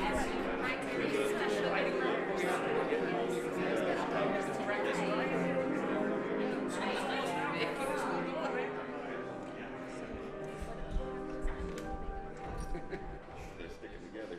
Yeah. Thank you, sir. December 4th? December 4th. Yep, December 4th of this year.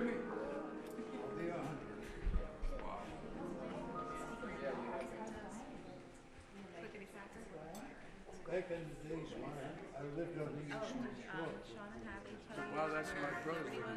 That's my brother's living. My dad. In Detroit. Was from, they say, I never saw her in Detroit. And he always wanted a place in the Eastern Shore. He never got there. But that's where the Biden family started years ago when they immigrated, and they were fishing. That's a great school. I've spoken there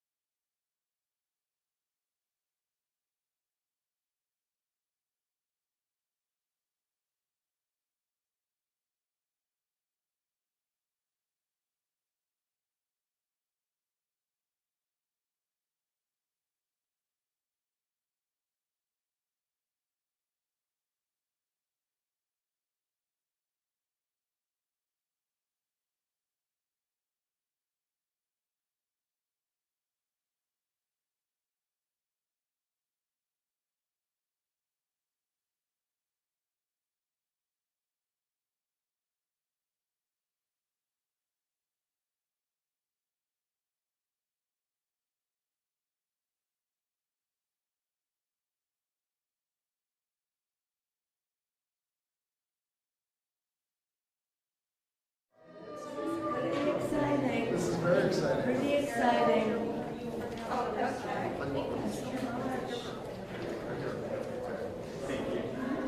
Congratulations. Thank you. Oh, this is so exciting. This is very exciting. Doing this. Hi, I see yourself. Where's Kyle? He said he'll come back. Come back. Maybe went to the restaurant.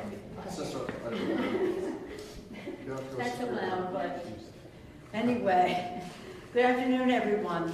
This is a pretty exciting day for us because today the Congress will send to the President's desk this important legislation, and is really because of the great leadership of Congresswoman Meng, her legislation, making a National Asian Pacific American Museum established in our world here. I don't know where, and we're fighting for location and stuff.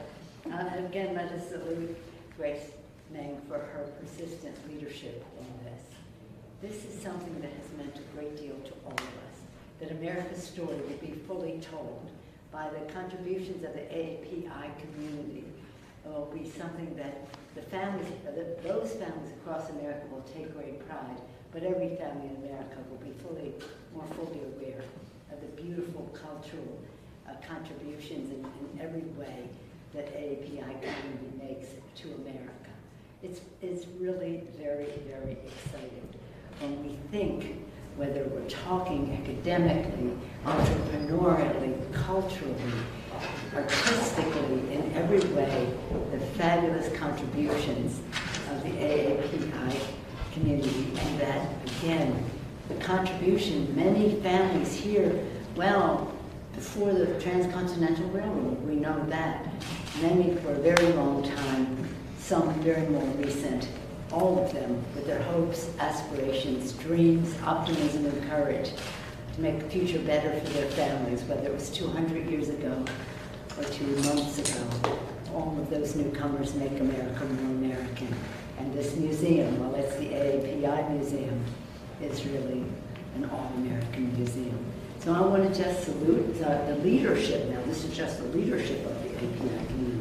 Grace Meng, the Congresswoman Judy Chu, the chair of the caucus in the Congress, Mark Takano, the chair of the Veterans Affairs Committee, our Congressman Ted Lieu, a member of the Democratic leadership in the Congress, and a newer member of Congress, Representative Kahali from Hawaii, part of the invigoration of the Congress of Newcomers. Grace, would you like to say something? I just wanted to thank Speaker Pelosi and her team who've been supportive from the very beginning. Thank you for your encouragement and thank you for making this happen. Look, in the past 2 years, Americans have gone through so much with the pandemic. Asian Americans and Pacific Islanders have also been going through this increase in anti-Asian bigotry and violence. And while it's important to address hate crimes, it's also important to address the root of a lot of what's been going on, the discrimination, and that's education. So we are excited to be able to start this process with the museum. I must say that Congresswoman Meng, she has set a record in the Congress that none of us can even come close to. With her legislation that addressed the COVID rise in hate crimes into the community, she not only passed her bill in the House, but in the Senate with overwhelming bipartisan support. The same holds true with her museum legislation. Strong bipartisan support in both houses of Congress. Madam Chair, Chair of the caucus. Thank you so much, Speaker Pelosi, for signing this bill. This is very significant for the AAPI community all across the nation. I envision a Smithsonian museum where thousands of people would be walking through, looking at the history of Asian Pacific Islanders and seeing not only what obstacles and discrimination they faced, but also the contributions of AAPIs to this country. So it will be a tremendous source of education for Americans of all walks of life. And this is exactly what we need after 2 years of fighting the anti-Asian hate. So thank you, Speaker Pelosi. Thank you. Mr. Takano had a big victory in the Senate today. Yes, we did. We had the 86-vote cloture vote, motion to proceed on the PACT Act.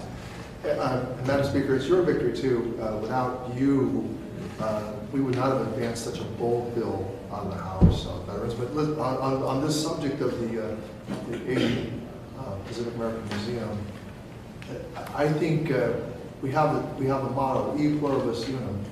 But you know, we can't have a unum without understanding the pluribus. And we have a Native American museum of the Native American, we have a museum for the African American Museum, all very popular places. Americans want to get to know each other. And this is a chance to get to know all of the rich ethnicities that comprise what is I can't say, well, I want to leave out the H. So how do you, help me out. Asian American, Native Hawaiian, Pacific Islander. I'm getting used to that. So, thank you. All together, make up the part of the, we're all part of the unit. Right. Ted Lieu has been advocating for this before he even came to Congress. Member of the leadership, Ted Lieu, California, as election is today in California. Thank you, Speaker Pelosi, for sending this bill to the President, and thank you, Grace and Judy, for your leadership. The last two U.S. Census reports show that Asian Americans, Native Hawaiians, and Pacific Islanders are the fastest growing group in America. The AAPI and Native Hawaiian population has more than doubled since 2000, and a Pew Research report shows that by 2055, Asian Americans will be the largest immigrant group in America. It is time for an Asian American museum. Mr. County, you already spoke, but speak some more. Thank you, Madam Speaker. For Senate this bill to the President. You know, the Pacific represents 52% of the Earth's surface, and it features thousands of islands all across the Pacific Ocean. And on behalf of Native Hawaiians and Pacific Islanders, this is going to be a great place for us to remember all the great accomplishments that Native Hawaiians and Pacific Islanders have made to this great nation and our storied history together. Thank you. Well, now I will sign the legislation. Thank you.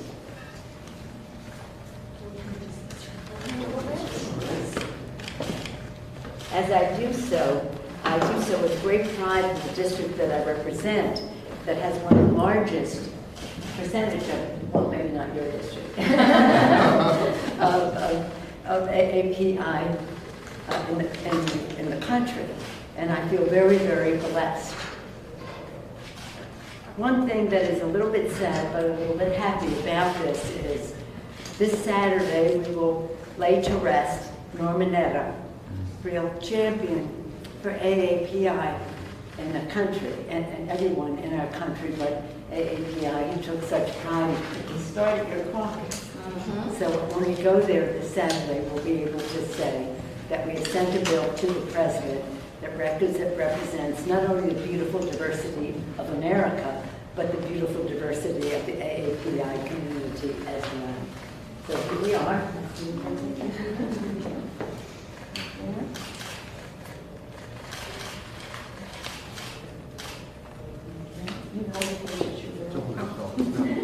Sure, Bill.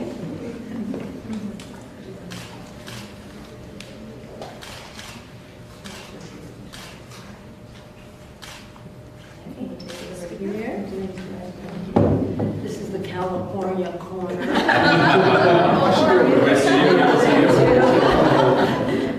We are very blessed in California. Did he come? Oh, he did. I'm sure. He's, what's that word he used?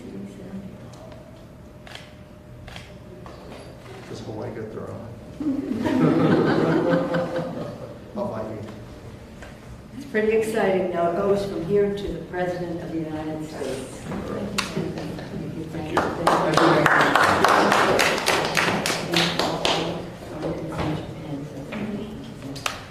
So, I'm so excited about you. I'm killing mass. I'm excited about that too.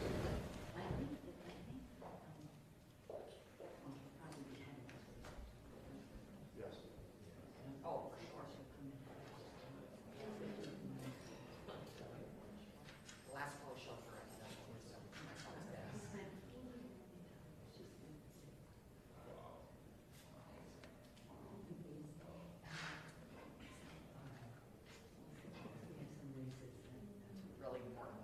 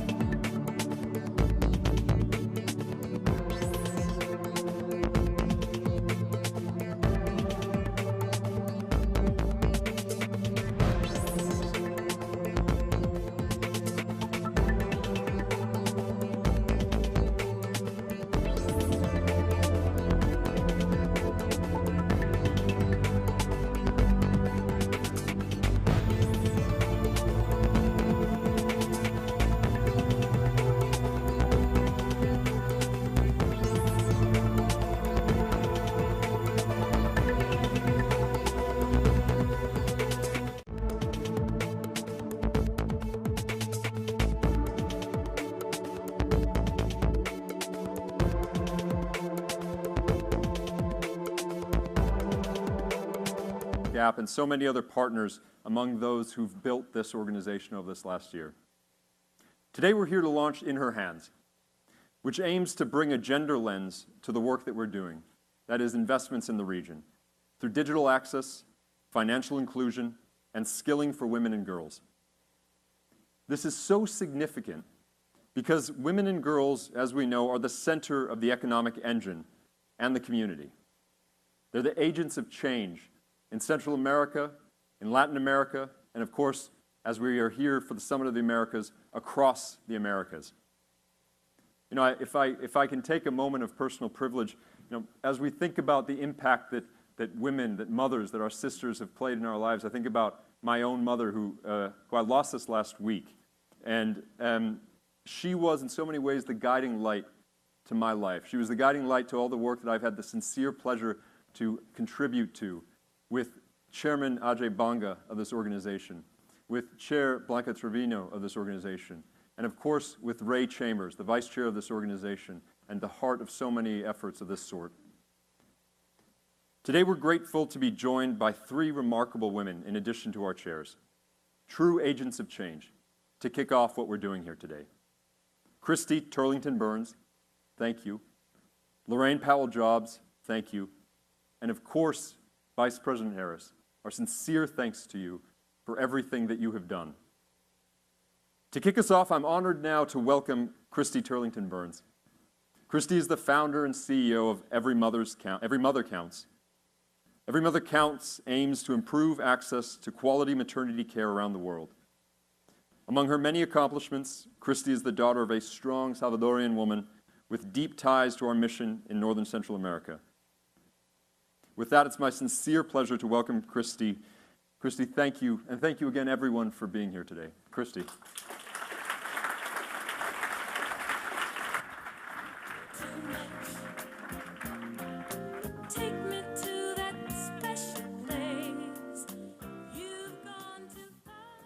It is an honor to be here today with Vice President Harris and the Partnership for Central America to welcome all of you to the launch of In Her Hands. This initiative speaks to me deeply as an activist for women's health and women's empowerment, and as the proud daughter of a strong Salvadoran woman. For too long, the women of Central America have faced staggering barriers to opportunity, limited access to employment, domestic and sexual violence, high adolescent pregnancy, and insufficient education. When societies do not invest in women, they cannot truly develop. Today, we're here to talk about how, when working together across the public, private, and philanthropic sectors, we can continue to turn the tide. This event is merely the beginning of this effort. And I hope the conversations we have today will inspire even greater investments and commitments to this important cause. I want to speak to a couple of specific examples of the way this type of investment can have a transformative impact on a woman's life. Jacqueline Hernandez participated in a cloud skills education program in El Salvador, implemented by Amazon Web Services in coordination with the Ministry of Economy of El Salvador. Following graduation, Jacqueline got a job with IBM that directly applied these skills and allowed her to earn a far higher salary than she otherwise would have, and to participate fully in the digital economy. Accion is empowering women entrepreneurs and farmers in Northern Central America with financial literacy and digital tools to open and expand their own businesses. Women business owners such as Maria, Paula, and Jovita have been able to open and expand their businesses to serve themselves, their families, and communities across rural Guatemala. To date, Accion has served 145,000 individuals through their financial inclusion programs, including more than 90,000 women. Working together, we can support more women to achieve the kind of success that Jacqueline, Maria, Paula, and Jovita have achieved. However, no one group can do this alone. Every group represented here has a critical role to play. And by working together, we can do far more than any group working alone. The U.S. government and the governments of Guatemala, Honduras, and El Salvador will be essential to creating the policy and investment environment required to create opportunities for women. The private sector is at the heart of this effort's sustainability as companies invest in long-term job creation. And nonprofits like CARE, Acción, ProMujer, and many more are critical to providing the training, support, and resources needed to create opportunities and prepare women for jobs. I'm excited to see the role that the Partnership for Central America has been able to play to date in coordinating efforts across all these partners so that we can do more together than any one group could do independently. It is also thrilling to see the research that the Harvard School of Public Health and Gallup have done to understand the factors that make people rooted and able to thrive without leaving home. This research will shape the work going forward. As I said, today's conversation represents merely the beginning.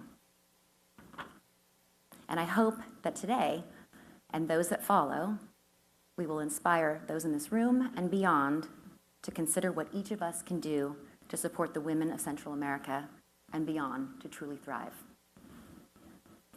Before we hear from the incredible women and men today, I am pleased to introduce a brief video where you'll hear from some of the beneficiaries of Partners' work about the impact it has had on their lives, and from some of the leaders of the Partnership for Central America about the reasons they are so inspired by this work.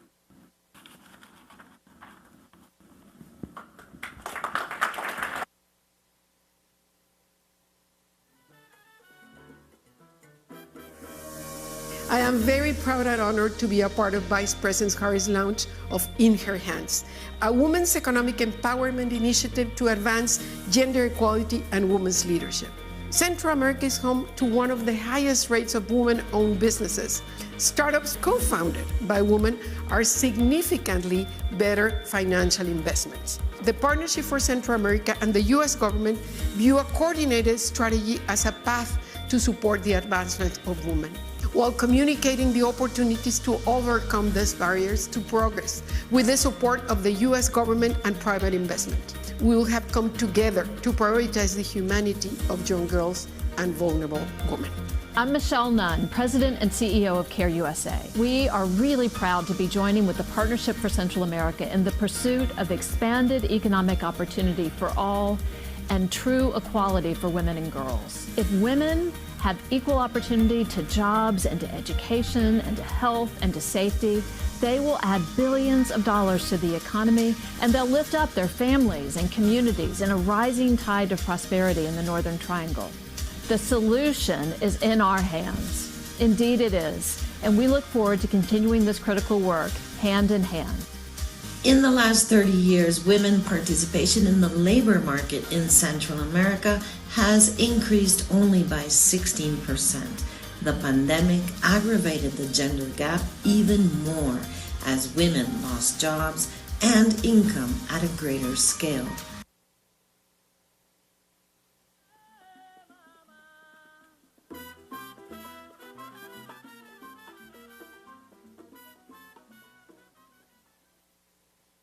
And I hope that video, in some ways represents the tangible impact of what we've been doing in our work here this last year.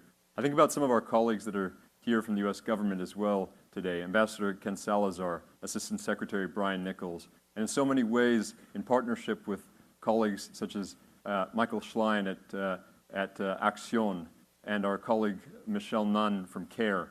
The joint partnership that our public, private, and social sector organizations have come together really is represented in that video in such a tangible way.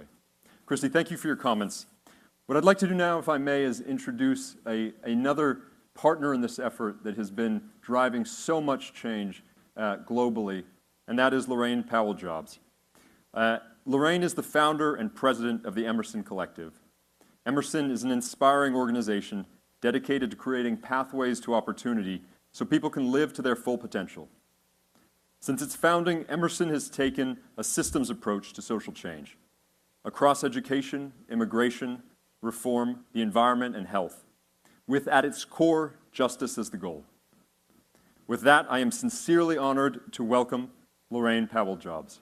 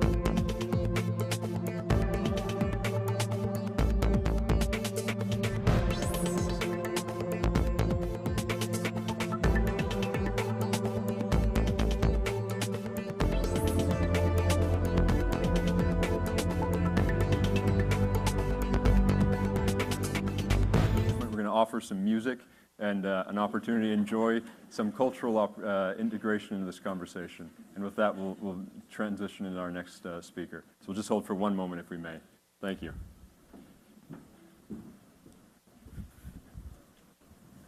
Bill. Mother, there's too many of you cry. Brother, there's far too many of you die. You know we've got to find a way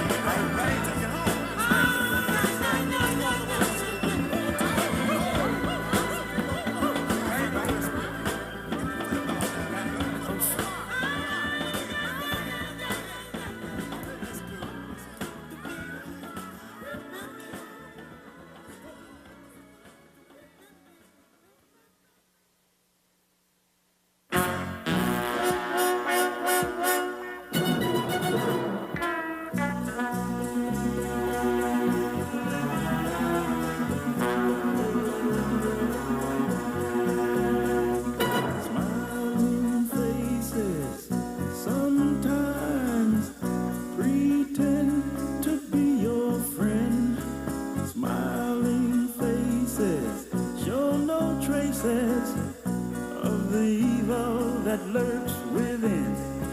Smiling faces sometimes they don't tell the truth.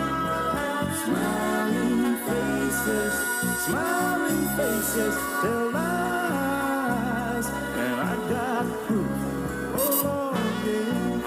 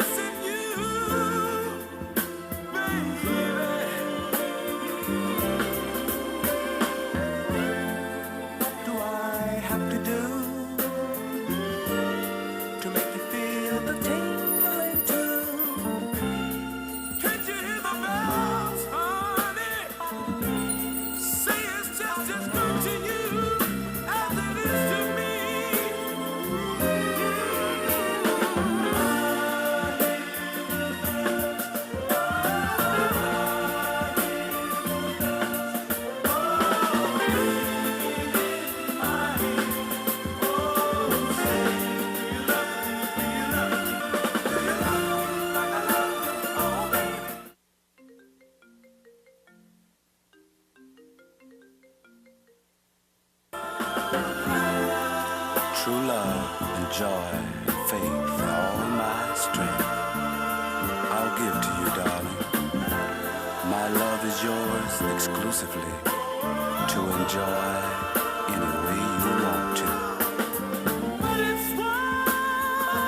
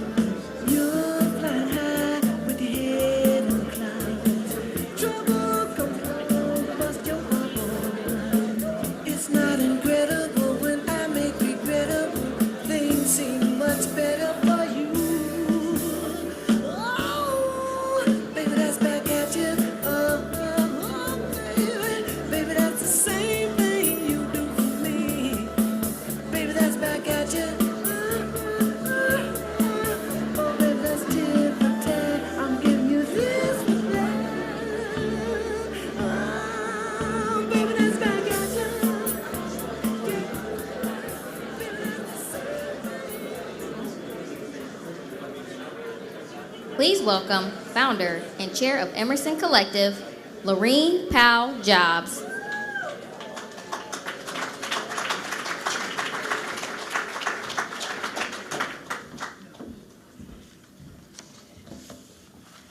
Thank you. Thank you for your patience, and good afternoon. I wonder if there's any light here. If not, I'll make it out. I have some prepared remarks, and I'm very, very happy to be here with you. I am honored to be at the summit today. Thank you. Where the focus could not be more urgent. Building a more sustainable, more resilient, and more equitable future.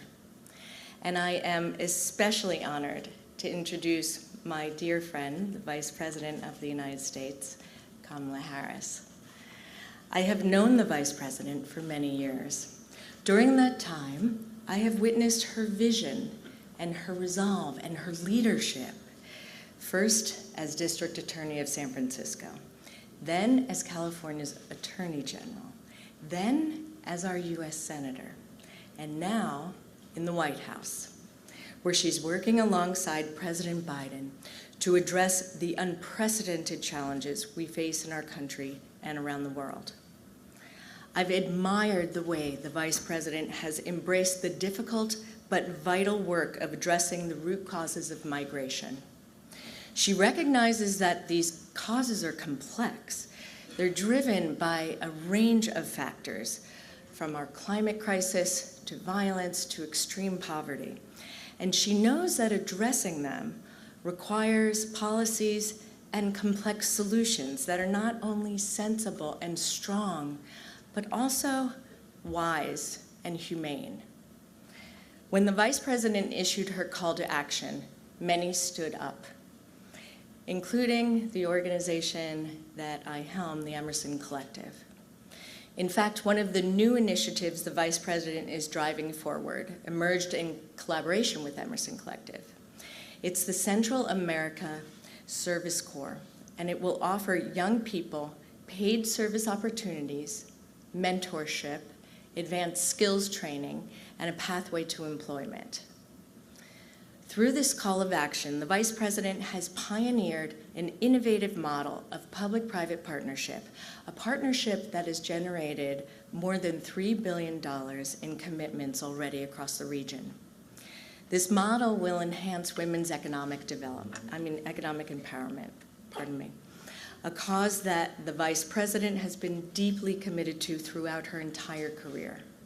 From expanding opportunities for women in the workforce to standing up for women's rights, including reproductive and maternal health, the Vice President is working every day in the White House to advance issues central to women and families. We are so fortunate to have a leader who challenges us, in her words, to see what can be, unburdened by what has been. It is my deep pleasure to welcome the Vice President of the United States, Kamala Harris.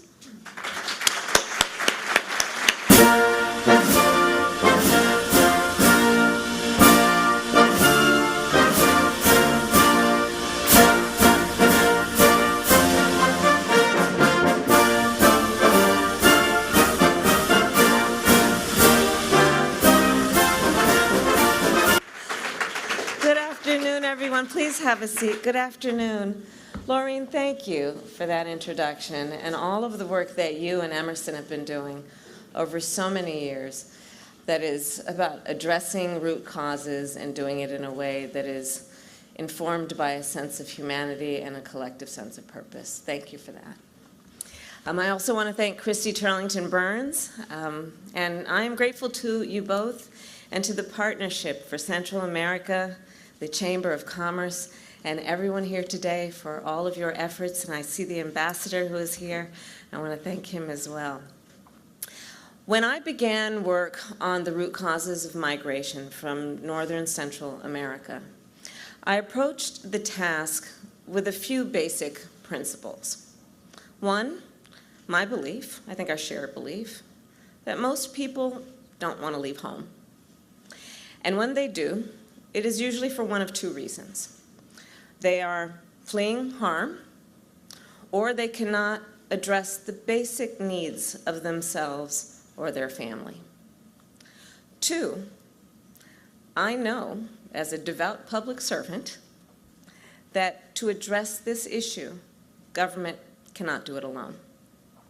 We must partner with the private sector and civil society to address what we know can be addressed through collaboration and coordination. So that is the spirit and the foundation of the work that we are doing in the call to action. Together, our collective expertise, resources, and vision can and already has begun to create an ecosystem of opportunity. 3, in terms of our approach, we believe that to have a meaningful impact, we must also, in addition to addressing the economic status and condition of the region, we must also address corruption. We must promote the rule of law. We must focus with a priority on reducing violence, and we must empower women. These are the guiding principles that inform our administration's root causes strategy and our engagement with our neighbors in the Western Hemisphere. A hemisphere, a region which is more interconnected and more interdependent than ever before. So a year ago, I issued the call to action and encouraged companies and civil society to work with us to deepen a commitment in Northern Central America and to expand collaboration. This call to action is creating new jobs and opportunities for the people within those countries. These investments are also a good example of what our policies beyond our shore can do to benefit the people within the United States. Because we know the American people will benefit from stable and prosperous neighbors. And when we provide economic opportunity for people in Central America, we address an important driver of migration. Which brings me to today. I am pleased to announce that since the launch of our call to action last year, we together have generated more than $3.2 billion of investment in the region.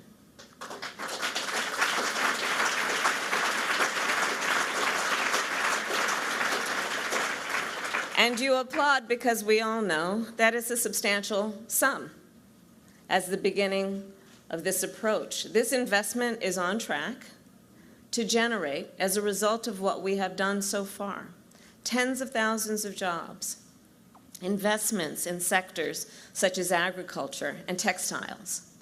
This investment also means that more than 10 million people will have access to banking services and credit within that region, which is important if we are to fuel the capacity, the entrepreneurial vision and desires of the people in that region. In addition to all of this work, 2 million people so far have already been connected to the internet, with millions more to follow, all part of a holistic approach to what are the needs and the needs that can be met in that region. In context, when we put that $3.2 billion in context, consider that El Salvador, Guatemala, and Honduras have a total population size of about 30 million people. A $3.2 billion investment will then have a direct impact on the quality of life for people throughout that region. In fact, earlier today, and I see them here, I met with a group of women leaders and women entrepreneurs who have been leading in some of this work, and some of whom have already benefited from our call to action initiatives. And their stories, I wish you all could have been in the room, incredible stories, incredible stories of self-determination, of vision, of passion, and commitment, and courage. So today, to build on that success, we are announcing the next phase of the call to action, which includes prioritizing women. A forward-looking vision for the region requires understanding that women are drivers of economic growth, wherever they are. So today, with that spirit, we are announcing an initiative that has been named In Her Hands, an initiative within our call to action that will empower, protect, and train women in Northern Central America. I think we all agree, and I strongly believe, when women succeed, all of society benefits. And that is the work that we have done, guided by that principle with our root causes strategy. As part of this, the companies and organizations who are present today have made new commitments to digitize women-owned businesses in the region, to connect women to the banking system, to help more women participate in the agriculture industry, to train women for coding and cybersecurity, and to elevate women within companies. In addition, our administration strategy includes partnering with civil society to reduce gender-based violence in the region. These two priorities must go hand in hand, because we know empowering women economically is not only about giving them a job. It's about improving their quality of life. In fact, a lot of folks here know, when women don't have financial stability, if they don't have financial stability, the data shows us that they are more likely to stay in abusive relationships. A lack of opportunity continues a cycle of violence. However, when women have economic opportunity, we see a reduction in domestic violence, a reduction in sexual violence, a reduction in gender-based violence.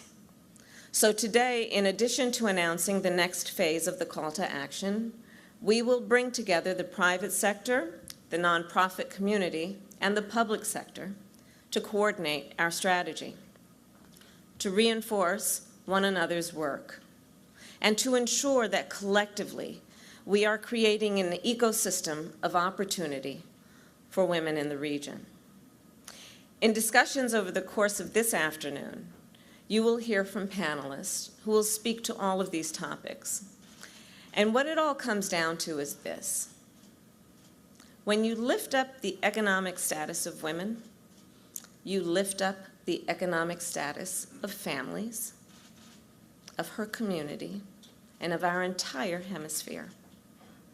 So thank you all again for being here and for contributing to this effort.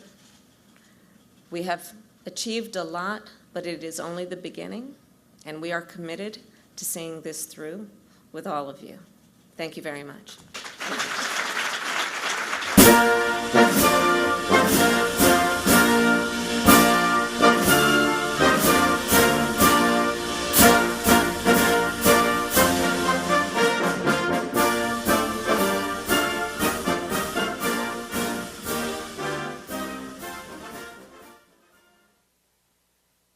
Hola, mi nombre es Daniela Ivani Galvez, soy ingeniera en agroindustria alimentaria y soy graduada de la Universidad de Zamorano. Y en PepsiCo formo parte del proyecto Siembra Guatemala. El desarrollo agrícola de nuestros países muchas veces